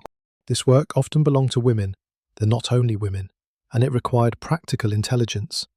A chamber servant did not need to read a medical treatise to know that damp bedding was bad. A laundress did not need a scholar's vocabulary to know when cloth resisted drying. Someone who handled textiles every day could feel trouble in the hand. Too heavy, too clammy, too smoky, too stale, too stiff, too close to the floor, too near the hearth, too long in a chest. Touch was knowledge. The queen, of course, might only feel the final result. She would not necessarily see the work that made the sheet smooth or the coverlet dry, but if the work failed, she would know at once. The body is a ruthless judge of bedding. A wrinkle that looks invisible by candlelight can become enormous under a tired hip. A cold patch at the foot of the bed can wake a person from almost sleep. A faint dampness can ruin the feeling of luxury more completely than plain fabric ever could. So the people around the queen learned to think like the body before the body complained. This is one of the most intimate forms of service, anticipating discomfort before it becomes speech. The bed hangings, too, demanded care. These curtains were not simply pretty walls of fabric. They were handled every day, drawn open, drawn closed, tied back, sometimes removed, repaired, or replaced. They could hold smoke from the hearth and the human closeness of a closed chamber. They could grow dusty, They could be damaged by careless pulling or by sparks if the bed stood too near a fire. Their function was protective, but they themselves needed protection.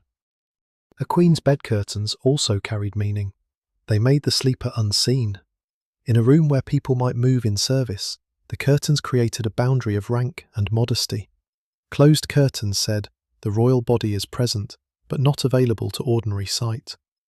In winter, that boundary also trapped warmth. Privacy and insulation became the same gesture. Draw the curtains, and the queen is both hidden and warmer. That double meaning gives the bed a strange power. The fabric around it was soft, but socially firm. It told attendants where they could stand, when they could approach, and what they must not presume to see. A curtain could be more than a curtain. It could be etiquette made visible, and yet the cold did not respect etiquette either. It pushed at the edges of everything. If the curtain did not meet the bedding well, air found the gap. If the bed was placed too near a wall that held deep chill, the sleeper might feel it despite all the cloth. If the room was too large, the hearth too weak, or the weather too harsh, the bed became an island under siege. Every curtain, every blanket, every tucked edge was a small refusal. The floor coverings participated in this refusal. Rushes, mats, carpets, or other floor layers could make the chamber less punishing. Fresh rushes might bring a green, earthy scent. Older floor coverings could hold dirt and smell if neglected. In high-status spaces, textiles or carpets could mark comfort and prestige, though their use varied by place and time. A queen stepping from bed onto something softer than bare stone was experiencing a small but meaningful victory over the building. Even the furniture helped shape the climate. Chests, screens, benches, stools, and tables broke up space. A screen could shield against a draught or create privacy while dressing. A chest at the right place could interrupt air moving along the floor. Wooden objects made a room feel less brutally mineral. They did not heat it exactly, but they made it less like a cave pretending to be a home. This is why the idea of the freezing stone castle is both true and too simple.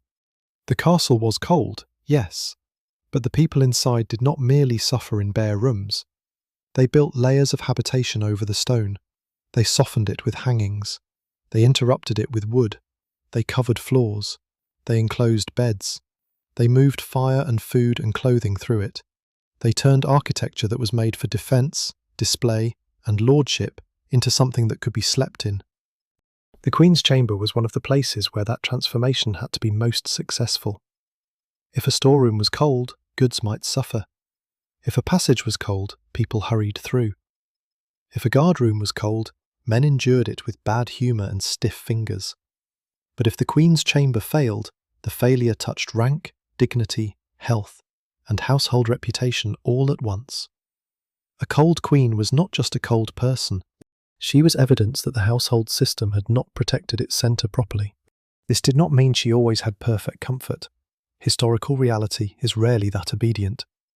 There would have been bad nights, smoke that would not draw, weather that bullied every shutter, damp that entered despite care, a journey that ended in a poorly prepared residence, a chamber that looked grand but slept badly, a servant too tired to notice something, a fuel shortage, a sudden illness, a restless mind.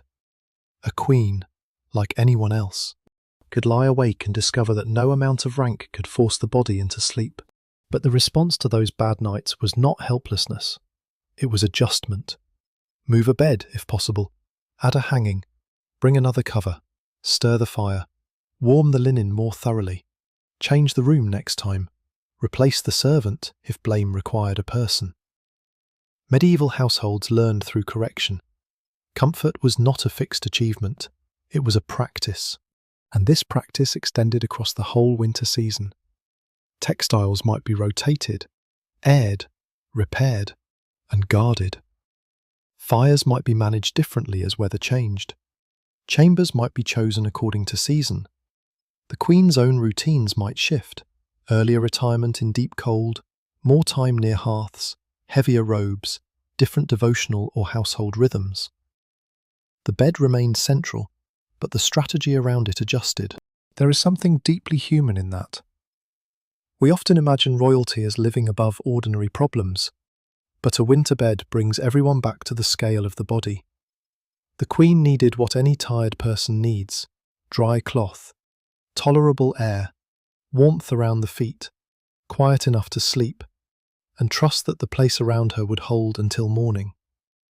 Her version was richer, more served, more symbolic, and far more political, but the need itself was plain. As night returned again, the small enemies remained outside the grand story, as they always did. The moth in the wool, the damp in the fold, the draught under the door, the ash near the hearth, the mouse somewhere behind the wall, the servant's tired hands, the curtain's loosened tie, the linen's first cold touch. Against all of these, the household set its routine, and inside that routine, the Queen's bed waited once more.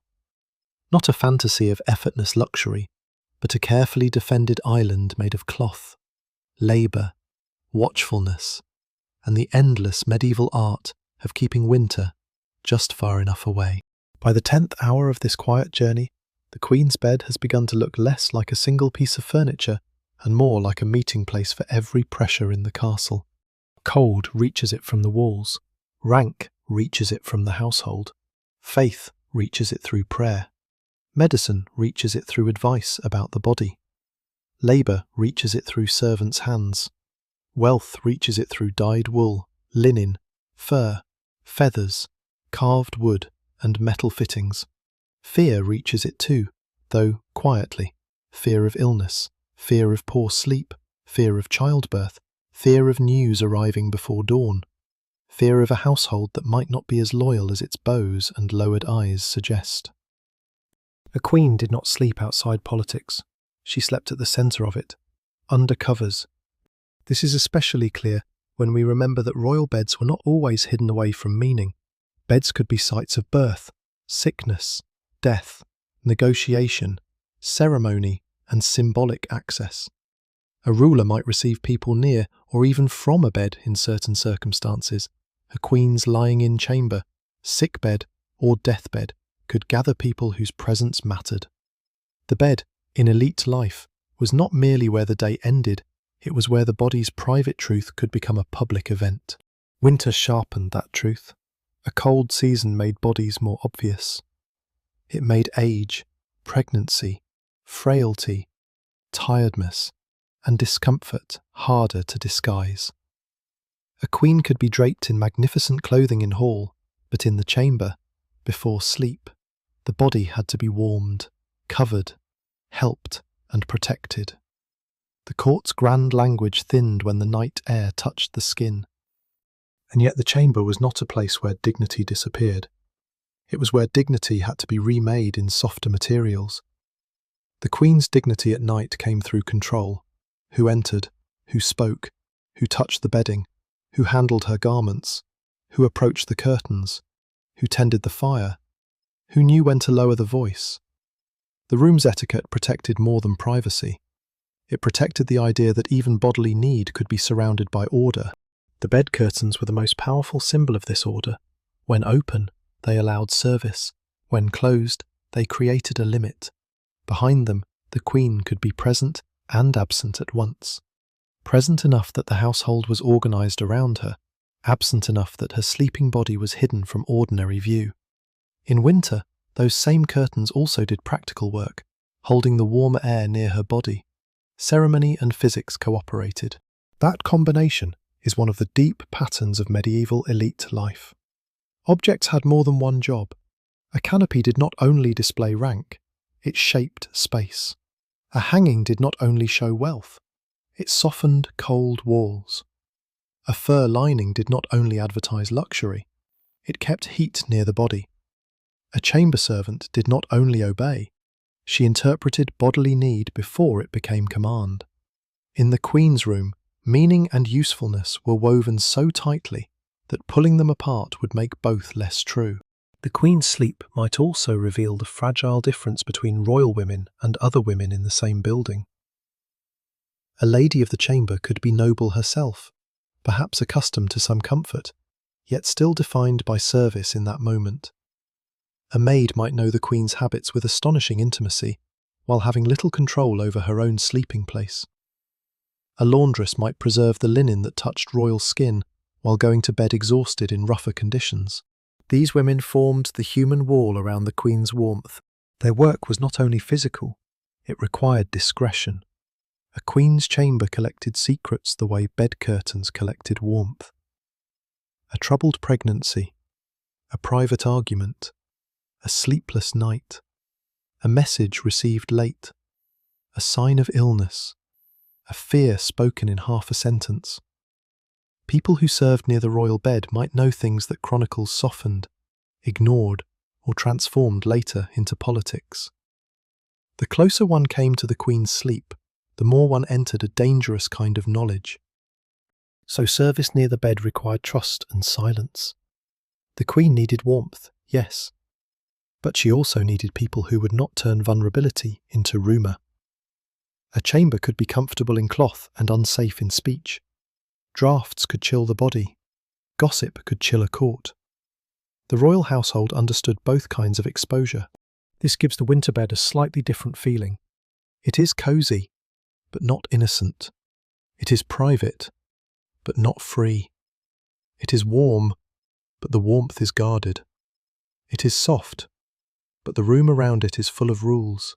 Imagine the Queen after a hard day, entering that chamber while the cold gathers beyond the shutters. Perhaps she has performed calm in public. Perhaps she has smiled through news she disliked. Perhaps she has spoken carefully to someone whose allegiance is useful but uncertain. Perhaps she has stood in chapel, heard petitions, written or dictated letters, received a visitor, managed household matters, or carried the bodily heaviness of pregnancy under formal clothing. By the time her attendants begin removing the day from her, sleep is not only a physical need, it is a withdrawal from performance. But the withdrawal is staged. Her outer garments come away with help. Her jewels or ornaments are secured. Her hair is managed. Her night layers are brought. The fire is watched. The bed is readied. The chamber narrows. Every action says the public woman is being transformed into the sleeping body. But the transformation itself must remain dignified. There is tenderness in that, though not always affection. Service can be tender without being equal. A servant warming linen may be acting from duty, skill, habit, fear of blame, genuine care, or all of these at once. The Queen receiving that care may feel gratitude, entitlement, impatience, embarrassment, trust, or nothing in particular because repetition has made it ordinary. Human relationships in such rooms were rarely simple. The cold simplified one thing only. Everyone knew the body had to be protected. Even court politics could not make a damp sheet acceptable. Even rivalry could not make smoke pleasant. Even ceremony could not make a freezing floor kind. The physical world cut through the performance with small, honest demands. And because those demands returned every night, they created routines that were stronger than mood.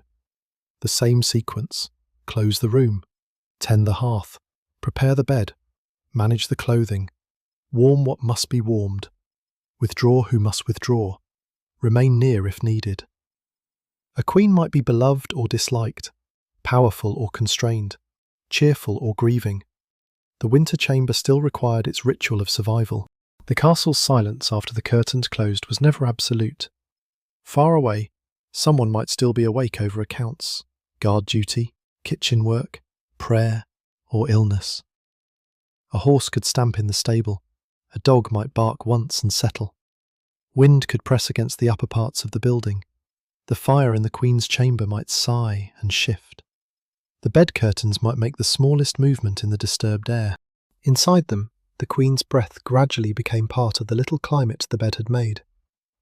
Breath warmed the enclosed space slightly, then vanished into fabric and darkness. The body that had been dressed, displayed, watched and interpreted all day became less readable. In sleep, even a queen escaped language for a while. But not entirely. People would read her sleep later. Did she rest well? Was she unwell? Did she wake in the night? Did she call for someone? Did she rise early for prayer? Was she troubled? Such questions could matter, especially in households where health and succession had political meaning.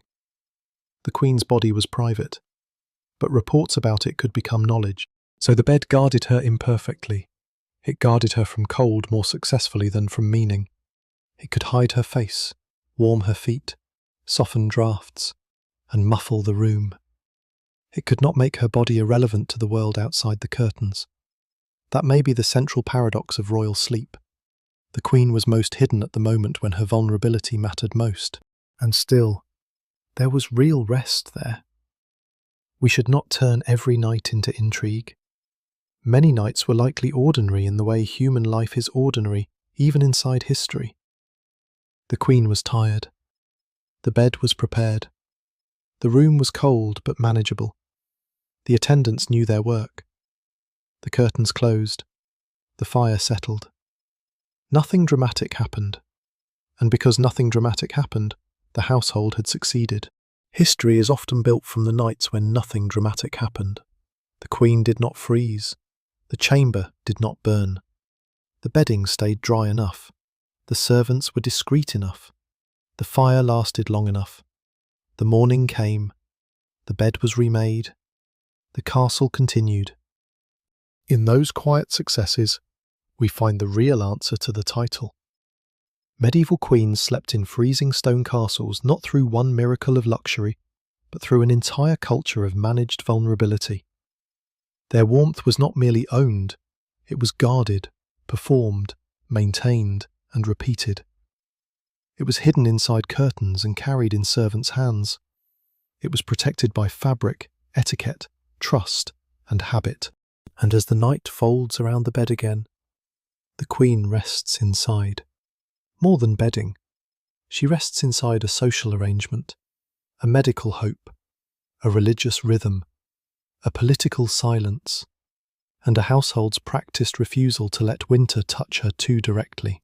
Even when the bed was perfectly prepared, the Queen did not always sleep in the same kind of room. A medieval royal household might move through castles, palaces, manor houses, hunting lodges, fortified residences, abbeys, and guest chambers arranged for temporary stays. Some places were old and awkward, some were newly improved.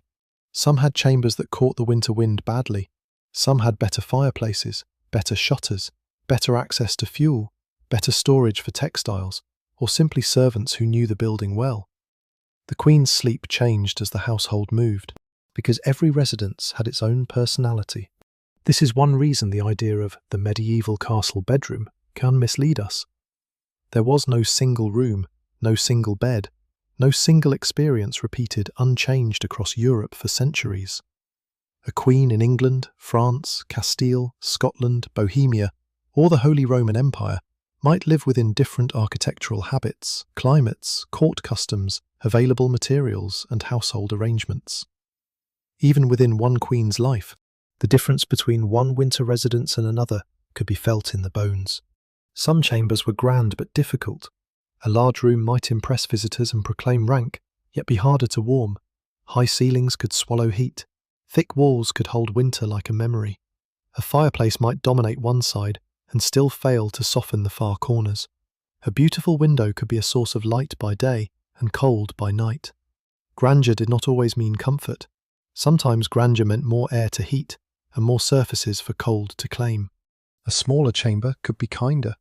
It could hold heat more closely, respond faster to the hearth, and make the bed feel less alone in the room. But a queen could not always choose purely by comfort. Her chamber had to fit dignity. It had to allow service. It had to protect access. It had to connect properly to other rooms, perhaps a wardrobe, chapel route, privy chamber, or spaces for attendants. The best sleeping room was not just the warmest room. It was the room that satisfied the demands of body, rank, security, and ritual at the same time. This made the royal household a kind of travelling climate engineer, not in our modern sense with ducts and thermostats, but through choices. Which chamber should be used? Where should the bed stand? Which wall needs a hanging? Where should the fire be laid? Which shutters need extra attention? Which textiles should come out of storage first? Who should sleep close by? What must be moved before night? What must never be placed too near the hearth? A bed's position mattered. Too close to the fire, and there was smoke, heat imbalance, or danger from sparks. Too far, and the bed relied entirely on its own enclosure. Too near an outside wall, and the sleeper might feel the chill radiating through stone. Too near the door, and draughts and movement disturbed the night. The ideal position was a compromise between warmth, safety, service, privacy, and the layout of a room that had not been designed around modern comfort. Sometimes the architecture itself offered partial solutions. Rooms above heated spaces could benefit from warmth rising. Inner rooms could be less exposed than outer ones. Thick curtains and screens could shape the air. Wooden panelling, where present in later and delete settings, could make interiors feel less severe. Wall hangings could turn bare stone into a textile boundary. But every solution brought limits. A room that held heat might also hold smoke or stale air. A private room might be inconvenient for service. A secure room might be colder. A prestigious room might be unpleasant after midnight. The Queen's chamber therefore reveals something subtle about power. Power gives options, but not freedom from trade-offs. It can command servants, purchase textiles, allocate fuel, and choose chambers. It cannot make winter disappear. It cannot make every castle equally comfortable. It cannot stop smoke from behaving according to air and fire. It cannot prevent a grand room from being grandly cold. A queen might develop preferences. She might know which residents slept well. She might favour a chamber with a certain hearth, a certain exposure, a certain closeness to chapel, or a certain memory. She might dislike a room everyone else praised because it held damp or echoed too much at night. Personal experience shaped royal life, though records often reduce it to travel dates and household expenses.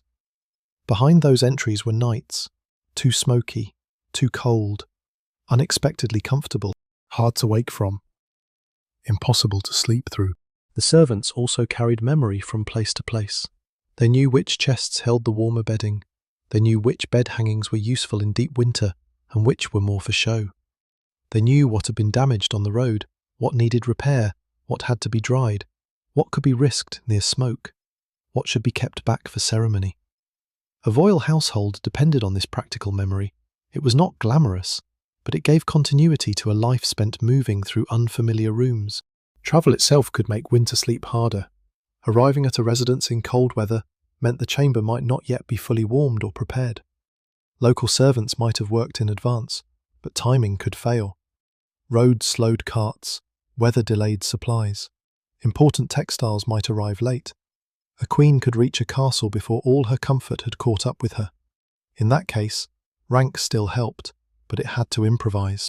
Imagine arriving after a winter journey, horses steaming, wheels stiff with mud or frost, servants tired, boxes unloaded, messengers shouting softly in cold air because shouting loudly near royalty is rarely wise. The castle has been waiting, but waiting is not the same as readiness. Fires must be stirred, rooms must be assigned, bedding must be found, unpacked, warmed, inspected. The Queen may be exhausted, chilled from travel, and expected to appear composed. Sleep that night becomes a test of logistics. The bed, once assembled, carries the journey into the room. Textiles folded in chests may hold the smell of storage. Wooden pieces may be cold to the touch. Servants may be working by candlelight because the day has gone. The fire may not have had enough hours to soften the stone. Even a queen's first night in a winter residence could feel temporary, as if the household had thrown a cloth bridge across the cold and hoped it would hold until morning. After several days, the room might improve. Fires used regularly could make the chamber less hostile. Textiles settled into place. Servants learned the drafts. Bedding was aired properly. The Queen's habits found the space.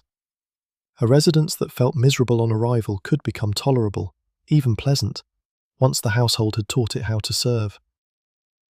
This teaching of a room is a lovely, quiet idea. People do it even now. We learn which window sticks, which corner is cold, which blanket works best, where to place a chair, how a room sounds at night. Medieval households did the same, but with higher stakes and more labour.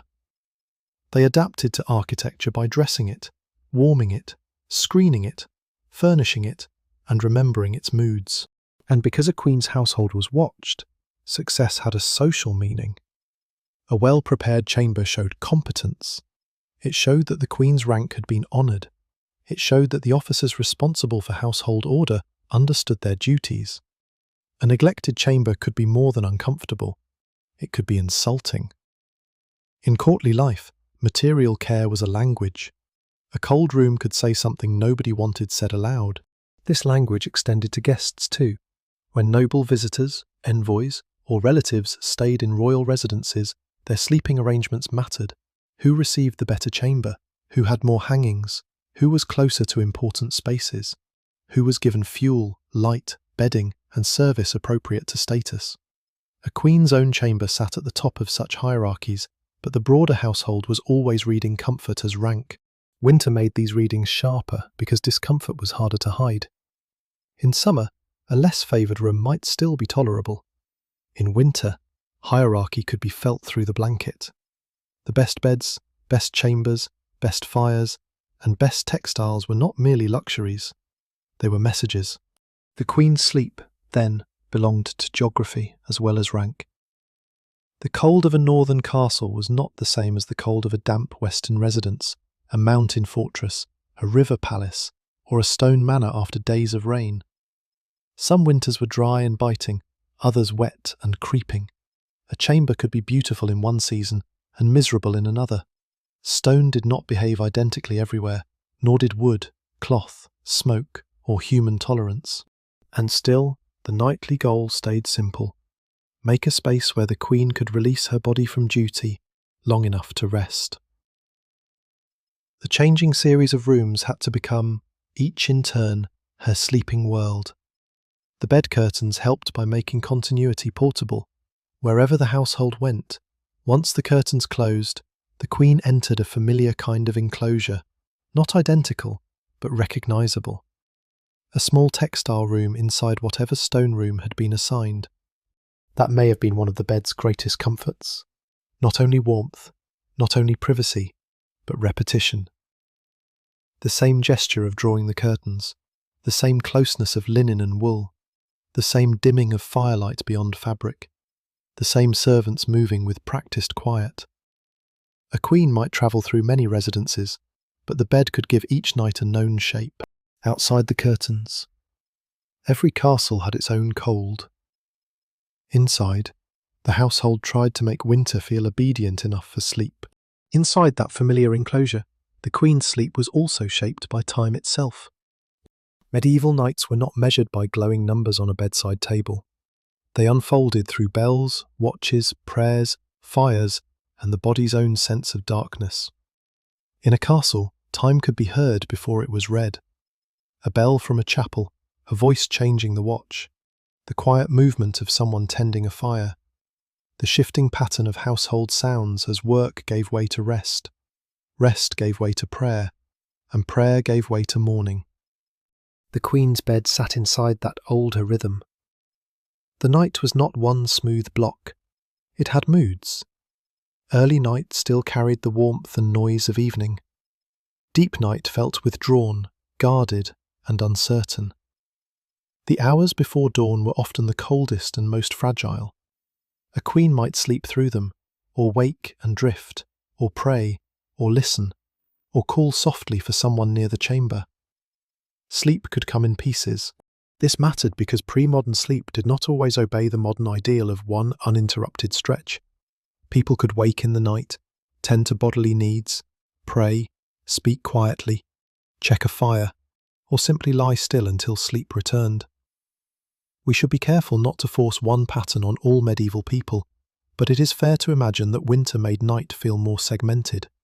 A cooling fire could wake the body, a draught could mark the hour, a bell could pull the mind upward from sleep. The castle itself had a timetable, and the bed lived inside it. For the queen, those hours were not empty. If she woke behind the curtains, she might know where she was by sound, the particular crackle of a hearth, the voice of an attendant, the way wind moved against a certain shutter, the muffled bell from a chapel whose distance she had learned over several nights. A familiar residence could be recognised in darkness. An unfamiliar one might feel strange even when the bed curtains were the same. There is something deeply human in waking at night and needing a moment to remember the room. Even a queen, moving from residence to residence, might surface from sleep inside fabric and wonder briefly which castle held her. Was this the chamber with the stubborn draught? The one near chapel? The one where the fire smoked unless the wind came from the east? The one where the floor was bitterly cold beyond the bed? The geography of royal sleep was learned in fragments. A servant nearby might hear the smallest sign of wakefulness, a shift of bedding, a whispered word, the movement of a curtain. In a household trained around attendance, such sounds had meaning. Not every noise required action. Too much eagerness could disturb. Too little could fail. Service near a sleeping queen demanded judgment about when to remain invisible and when to appear. Perhaps a cup was brought. Perhaps a candle was lit from an ember or kept flame. Perhaps a prayer object was handed through the curtain. Perhaps more covering was needed. Perhaps the fire had to be stirred, carefully, so that the chamber regained a little warmth without flooding the room with smoke. These small night interventions were not dramatic, but they could decide whether sleep returned. The fire was a kind of clock, too. Bright flame belonged to early evening. A steady bed of coals marked settled night. Grey ash and low red light marked the long descent toward dawn. Someone skilled could look at a hearth and know not only how much heat remained, but how much time had passed since it was last tended. The queen did not need to read the fire, but someone in her household did. Candles measured time in another way. A candle burned down. A lamp needed oil or attention. Light was not free, and keeping it through the night was a decision. In some circumstances, a chamber might have a low light for safety, service, or devotion. In others, darkness would be allowed to settle more fully. Too much light could disturb rest. Too little could make service clumsy if the queen woke. Again, the household balanced comfort, cost, safety, and habit. The bed curtains altered the queen's sense of time.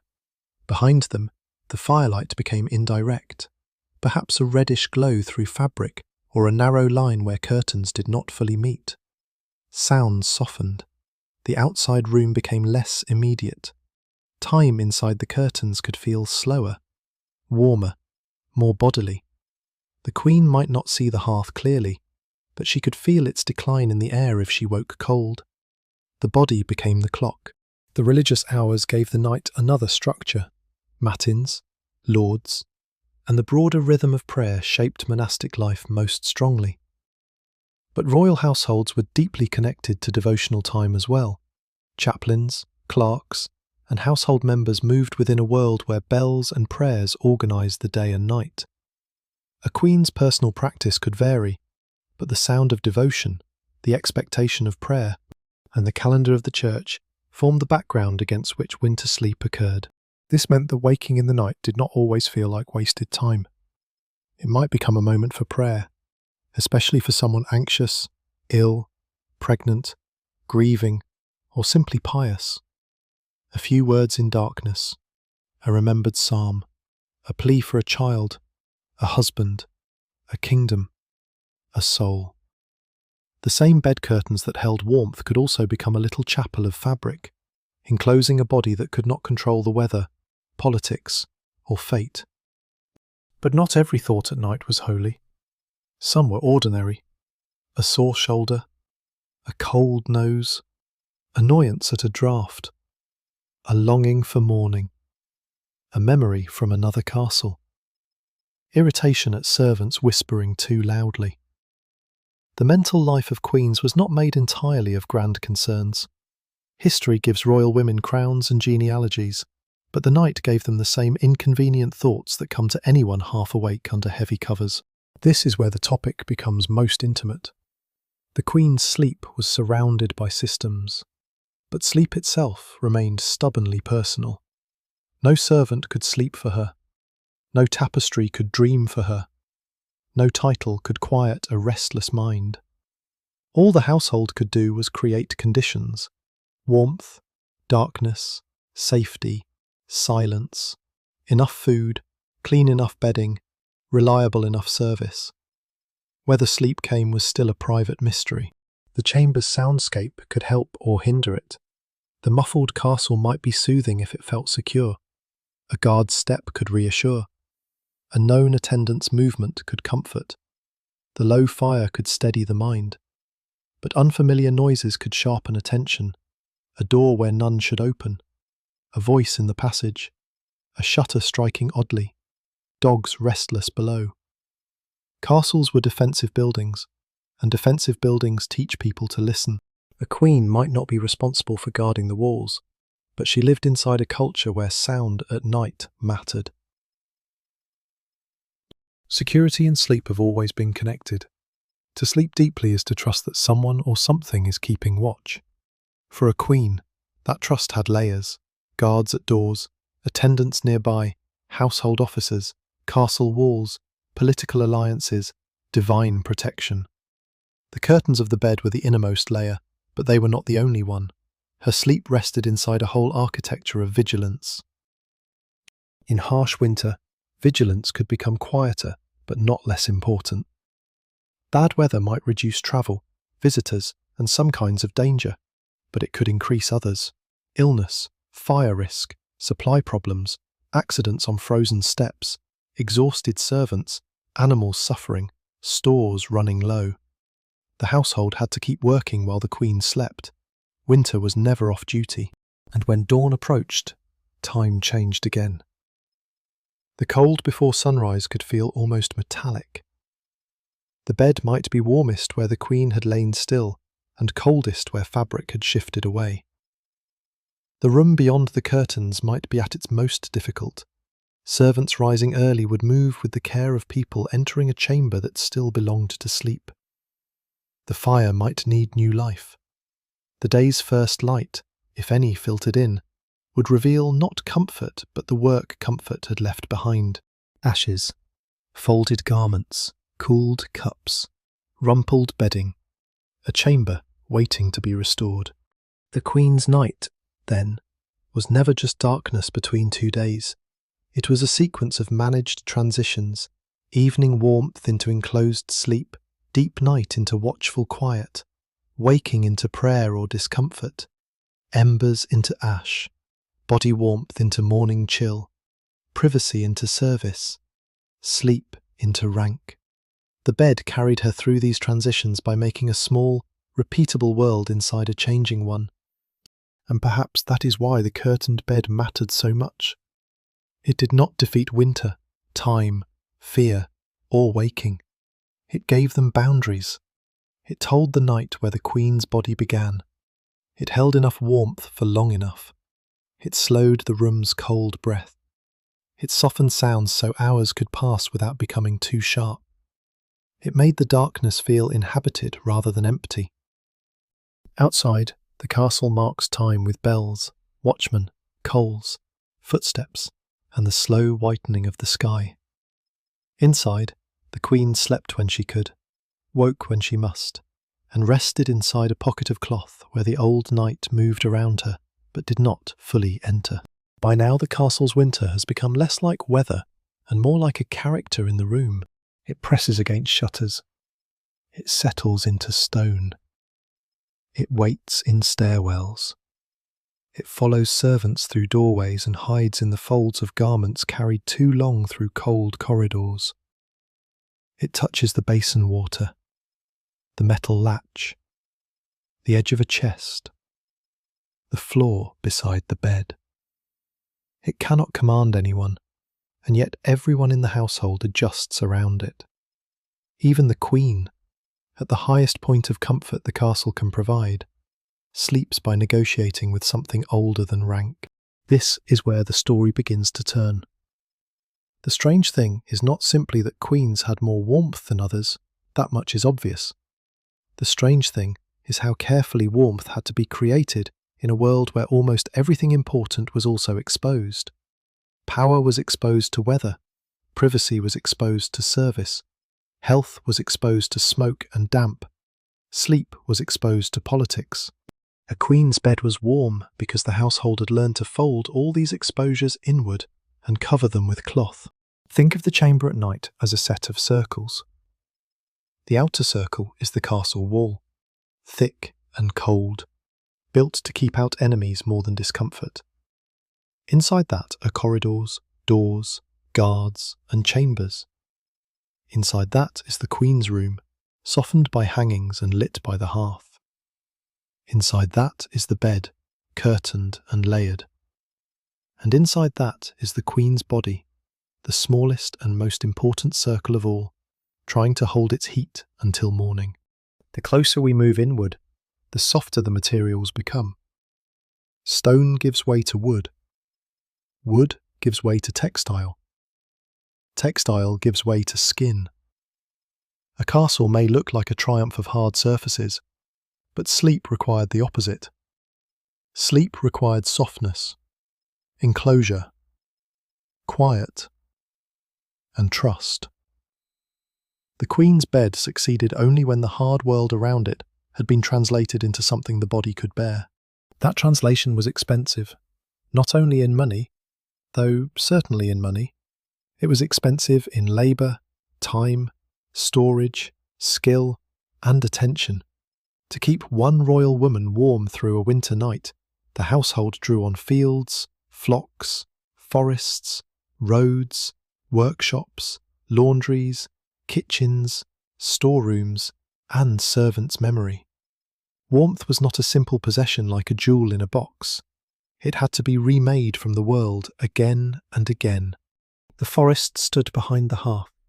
Sheep stood behind the blanket. Flax fields stood behind the linen. Birds stood behind the featherbed or pillow where such bedding was used. Hunters, traders, and skinners stood behind fur. Weavers and dyers stood behind hangings. Carpenters stood behind bed frames, chests, screens, shutters, and stools. Laundresses stood behind the sheet that felt clean against the skin. Chamber servants stood behind the final arrangement. The queen lay at the centre, but the bed was crowded with invisible makers. This is not a sentimental point, it is a practical one. Medieval elite life depended on converting other people's labour into smoothness. The smoother the result, the less the elite person had to notice the labour. A queen's well-prepared winter bed was a kind of success because it hid the strain that made it possible. The sheet simply appeared clean. The covering simply appeared warm. The fire simply appeared tended. The curtain simply closed. But the hidden work did not become less real because it was hidden. The servant who carried warmed linen from near the hearth to the bed knew the clock of comfort in her hands. Too soon, and the cloth cooled before use. Too near the flame, and the linen risked scorching or taking smoke. Too late, and the queen waited. A laundress knew winter through wet cloth and aching fingers. A fire tender knew it through fuel that refused to burn cleanly. A guard knew it through the numbness that crept into his feet. A noble attendant knew it through the discipline of remaining composed in a chilly chamber while serving someone warmer than herself.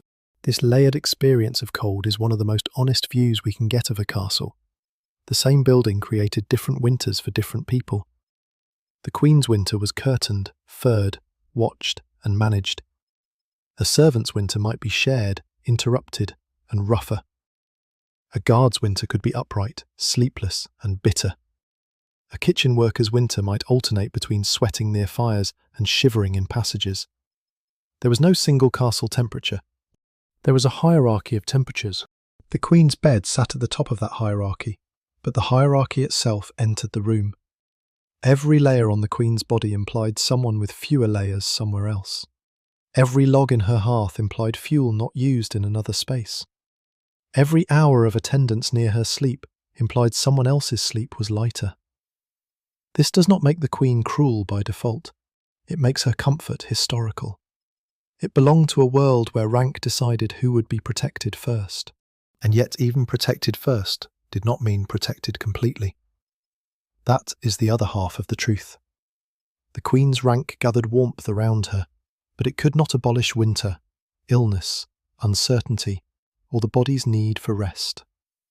A crowned woman could still wake cold. A royal bed could still hold damp if neglected. A rich chamber could still smoke. A castle known for strength could still be miserable in a bad wind. Power reduced exposure. It did not erase it. This gives medieval royal life a texture more interesting than either fantasy or misery. It was not simply splendid. It was not simply uncomfortable. It was splendid comfort under pressure. It was beauty working hard. It was ceremony wrapped around practical need. It was a golden coverlet that still had to be kept dry. In that sense, the Queen's winter sleep was an achievement of maintenance.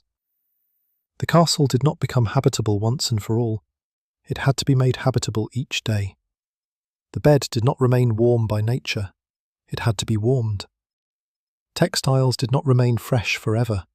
They had to be aired and guarded. Privacy did not exist automatically. It had to be enforced through doors, curtains, rank, and disciplined silence. The Queen's body did not become immune to cold through coronation. It had to be covered. The household's genius lay in making this repeated effort feel natural.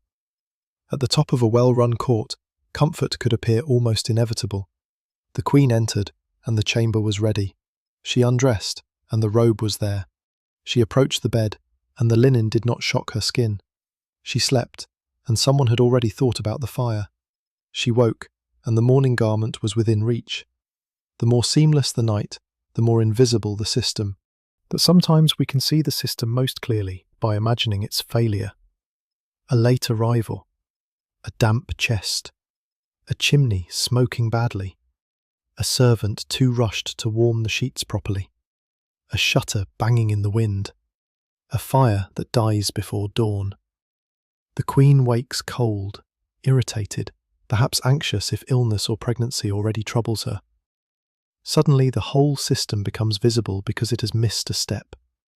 Comfort is often noticed only when it breaks. The same is true in our own rooms, though we live with very different tools. We notice heat when it stops.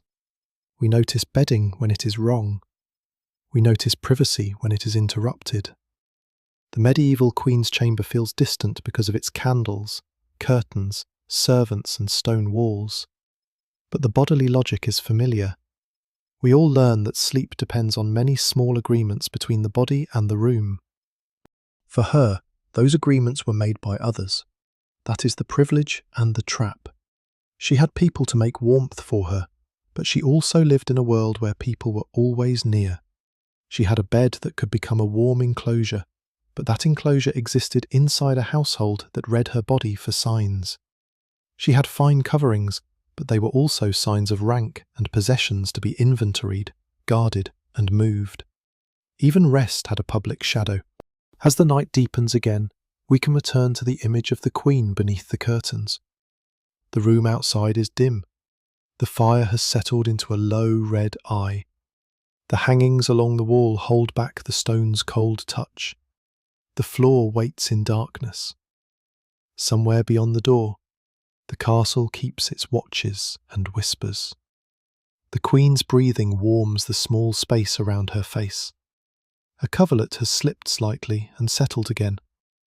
The bedding holds. For a few hours, all the work has succeeded. Not perfectly, not magically, not with modern warmth humming unseen behind walls. It succeeds in the older way, through layers, hands, habit, fuel, fabric, and watchfulness. Winter remains outside the bed, but inside the castle. The Queen remains inside the bed, but inside the winter. Between them is the human invention that made medieval sleep possible. Not one object, but a whole household quietly refusing the cold. By the final stretch of the night, the Queen's chamber held the kind of quiet that comes only after many hours of cold. The lively heat of evening had long passed. The deep silence of midnight had softened into something thinner. The fire, if it still lived, had become a red memory under ash. The room beyond the bed curtains was not fully dark anymore, but not light either. It waited in that uncertain grey before dawn, when objects seemed to have lost their purpose. Chests, stools, hangings, basins, screens, and folded garments stood in the cold, patient and still, while the bed remained the last place in the room with a human climate. Inside the curtains, the Queen might be asleep at last, or half asleep, or lying in that strange morning borderland where thoughts drift without being invited. Her body has spent the night creating its own warmth under layers that other hands arranged.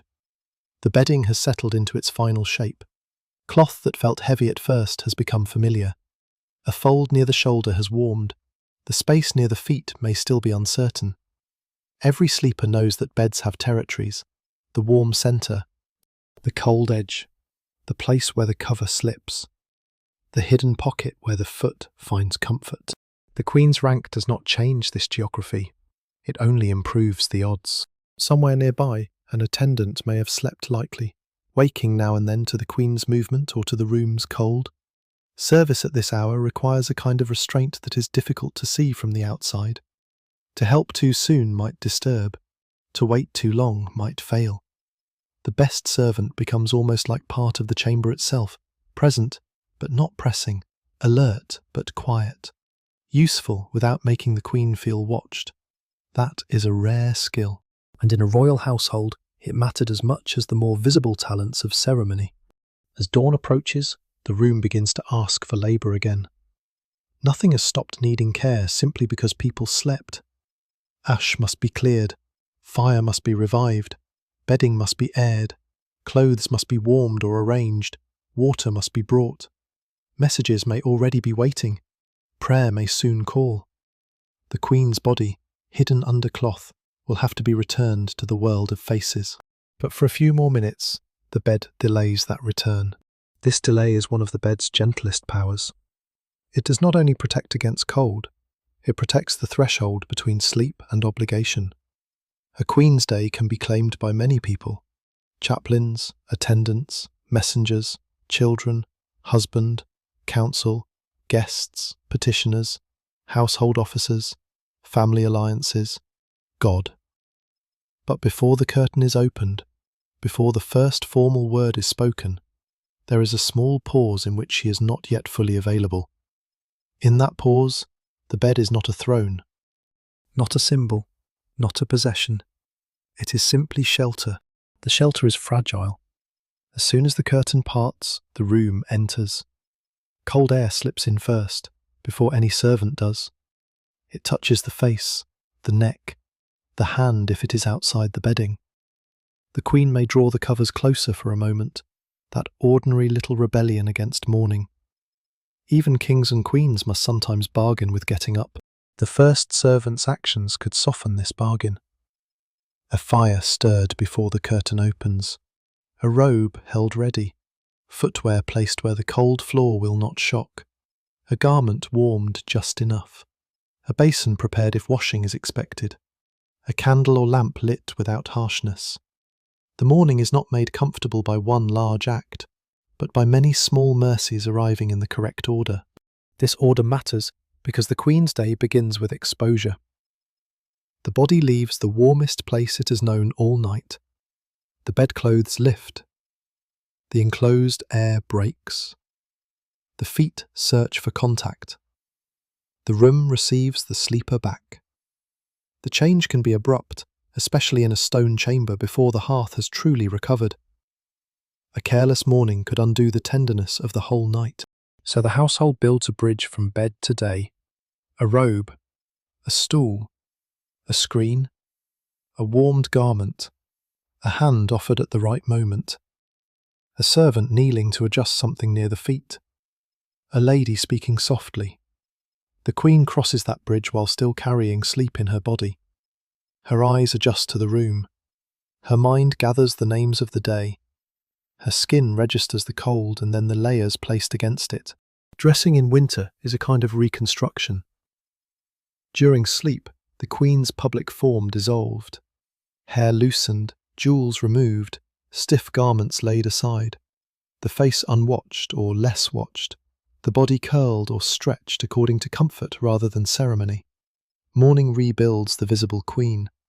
Linen first, then warmer layers, then the chosen garments of the day, each piece restoring not only heat but identity. The process could be slow, fine clothing often required help, and winter added urgency. Fabric had to be handled without damage, fastenings had to be managed, head coverings or veils might be arranged, belts, sleeves, pins, linings, and mantles all had their role. The queen's body disappeared again, not into bed this time, but into rank. By the end of dressing, she could be seen properly. The private sleeper had been covered over by the public woman. Yet the night remained in the room. It remained in the cooled bed, the ash, the folded night garments, the faint smell of warmed wool and smoke. It remained in the servant's fatigue. It remained in the household's next tasks. Nothing about mourning erased the effort that had brought her through the dark. It only moved that effort into another form. The bed, emptied, might look almost abandoned, but servants understood it as a thing still requiring attention. If left closed and warm too long, it might hold stale air. If exposed carelessly, it could chill or gather dust. If bedding was damp from the night's body heat, it needed airing. If a cover had slipped near the floor, it might need brushing. If linen had to be changed, that meant more labour, more water, more drying, more careful storage. A royal bed after winter sleep tells the truth of the night without words. Where the body lay, which side was favoured, whether the sleeper tossed, whether extra coverings were used, whether illness troubled the sheets, whether the fire smoked, whether damp entered. The chamber servants could read these signs quickly and discreetly. They had to. Their work depended on noticing without gossiping. And there again, the Queen's privacy meets the limits of privacy. To care for her bed is to know something of her body. To know something of her body is to stand near power in its least defended state. The royal chamber was built not only on service, but on controlled knowledge. The bed was hidden from the public, yet never entirely hidden from those who maintained it. By now the castle outside has begun to wake in layers. Kitchen fires strengthen first, because hunger and hierarchy do not wait. Water moves, footsteps multiply, doors open with more confidence, smoke rises thicker from chimneys, horses shift and stamp, the chapel gathers its own rhythm. Somewhere, a servant who slept poorly begins another day of work. Somewhere, a guard hands over the watch. Somewhere, a clerk warms stiff fingers before writing. Winter has not ended. It has merely become morning. The Queen may pass from her chamber into prayer, breakfast, council, correspondence, or family life, depending on the day. She carries the chamber's warmth under her clothing for a little while, then loses it into the larger cold of the building. The bed that protected her no longer can. Now warmth must come from robes, hearths, food, movement, and the managed spaces of the household. Still, the bed remains behind as the night's central invention. It is waiting already for evening, though no one would say it that way. The servants who fold, air, brush, and restore it are preparing not merely furniture, but the next small victory over winter. By sunset, the room will need to be persuaded again. The hearth will need feeding. The sheets will need judgment. The curtains will need drawing. The Queen will once more become a body beneath fabric, while the castle cools around her. That repetition is the heart of the matter. Medieval queens survived winter nights not because their castles were secretly comfortable, and not because they were tougher than modern people in some romantic way. They slept because households built systems around the fragile act of sleep. They slept because warmth was gathered from forests, animals, fields, servants, kitchens, textiles, prayers, and routines, then placed carefully around one body in the dark. And near dawn, when the curtains opened and the room's cold air touched her again, the whole system began its daily proof. The Queen had passed through another night. The bed had held. The fire had not failed too badly. The servants had kept watch. The castle remained cold, but not victorious. And when the next evening comes, The whole ritual begins again without announcing itself as ritual. The castle cools before anyone is ready. It does this with the calm certainty of stone. The day's weak warmth leaves the outer walls first, then the passages, then the edges of chambers where sunlight never lingered long. Servants feel it in their hands as they carry things from room to room. Guards feel it in their knees. Horses feel it in the stable air. The Queen may feel it as a slight change beneath her clothing, a reminder that the day's business is not yet finished, but winter has already started preparing the night. Somewhere, wood is brought in. Somewhere, a hearth is cleared. Somewhere, a chest opens, and folded fabric releases the faint smell of storage, herbs, smoke, and wool. Someone checks the Queen's chamber not as a beautiful room, but as a problem to be solved before darkness. The shutter, the curtain, the floor, the fire, the linen, the path from door to bed, the robe that must be ready, the light that must not fail too soon. After all we have seen, the answer to the title is no longer one answer.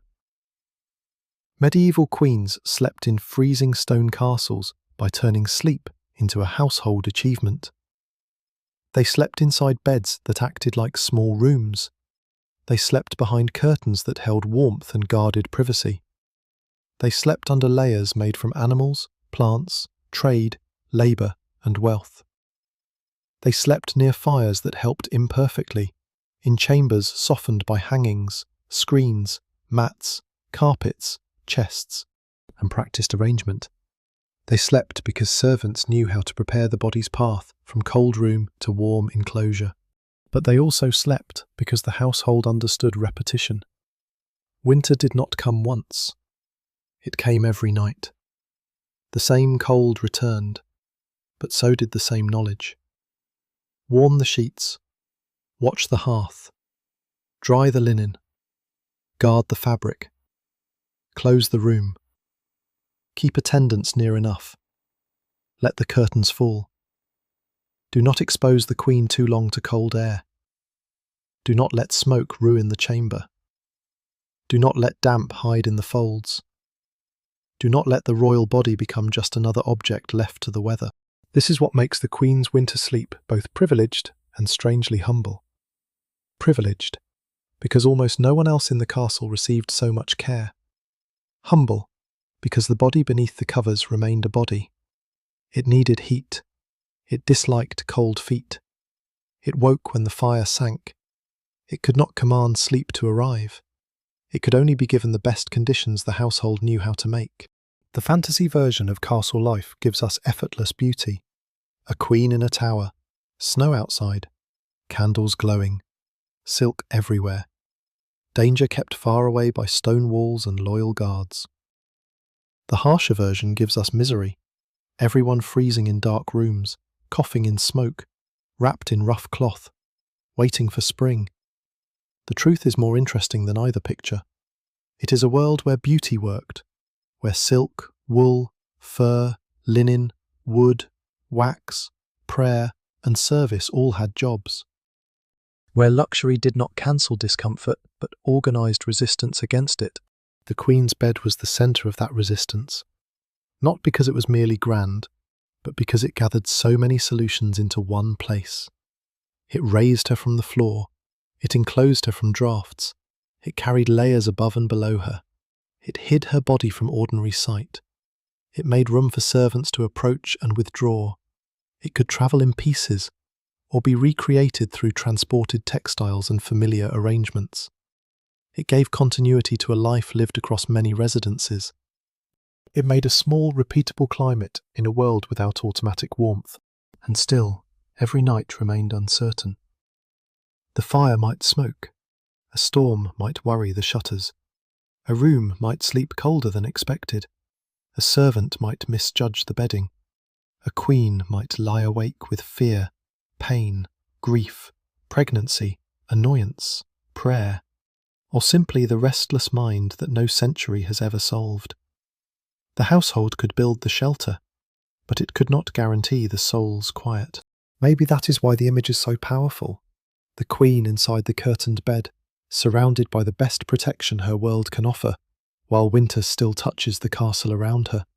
It shows power at its softest edge, not on horseback, not in council, not crowned before the people, but lying still under cloth, dependent on servants, fuel, animals, fields, forests, and the hope that the room will hold until morning. Outside the bed, other lives continue in colder versions of the same night. A kitchen worker sleeps with aching arms. A guard shifts his weight and waits for relief. A maid curls under a thinner covering. A groom hears a horse stamp in the dark. A chaplain wakes for prayer. A laundress will soon face the work that clean linen requires. The Queen's warmth is real, but it is not isolated. It glows at the centre of a wider winter, fed by labour that reaches far beyond the chamber. This does not mean the Queen is only an emblem of inequality. She is also a person inside the system that protects and confines her. She did not invent the cold. She did not invent the hierarchy she inherited. She lived through it, benefited from it, and depended on it. Her bed was both comfort and cage, shelter and stage, privacy and public symbol. Its curtains gave warmth, but they also marked the boundary of a life never wholly her own. By the time the chamber is ready again, evening has thickened. Firelight moves along the wall hangings. The bed curtains wait open. The linen has been judged acceptable. The coverings lie in their careful wait. The air near the hearth is warmer than the air near the door. The floor still holds a warning. The servants move with lowered voices.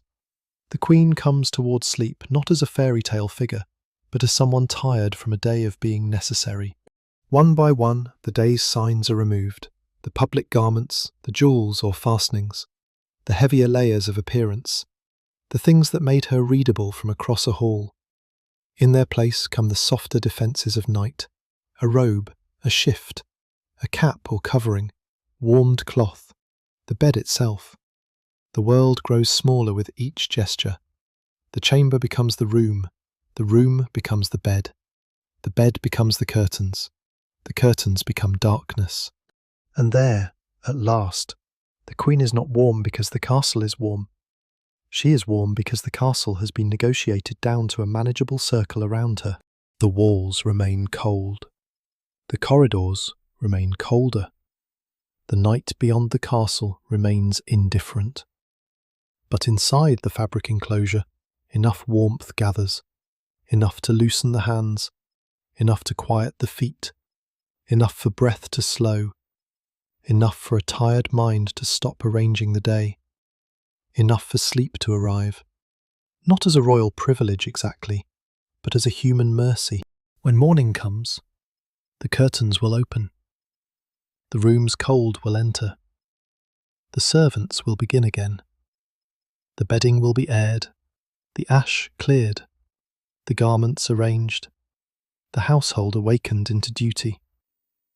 Winter will not be defeated. It will only be delayed, softened, folded back for a few hours by people who know their work. So if we look one final time at the Queen's bed in the freezing castle, we should not see only luxury. We should see a small island made by many hands. We should see the old intelligence of cloth against stone, fire against damp, service against exposure, habit against hardship. We should see a royal woman protected by a world that still could not make her less human. And in the last quiet image of the night, the castle settles under frost. The hearth lowers its voice. The watch changes somewhere beyond the door. The bed curtains hang still, holding a little pocket of breath-warmed darkness. Inside, beneath linen, wool, and the invisible labour of the household, the Queen sleeps while winter waits patiently on the other side of the cloth.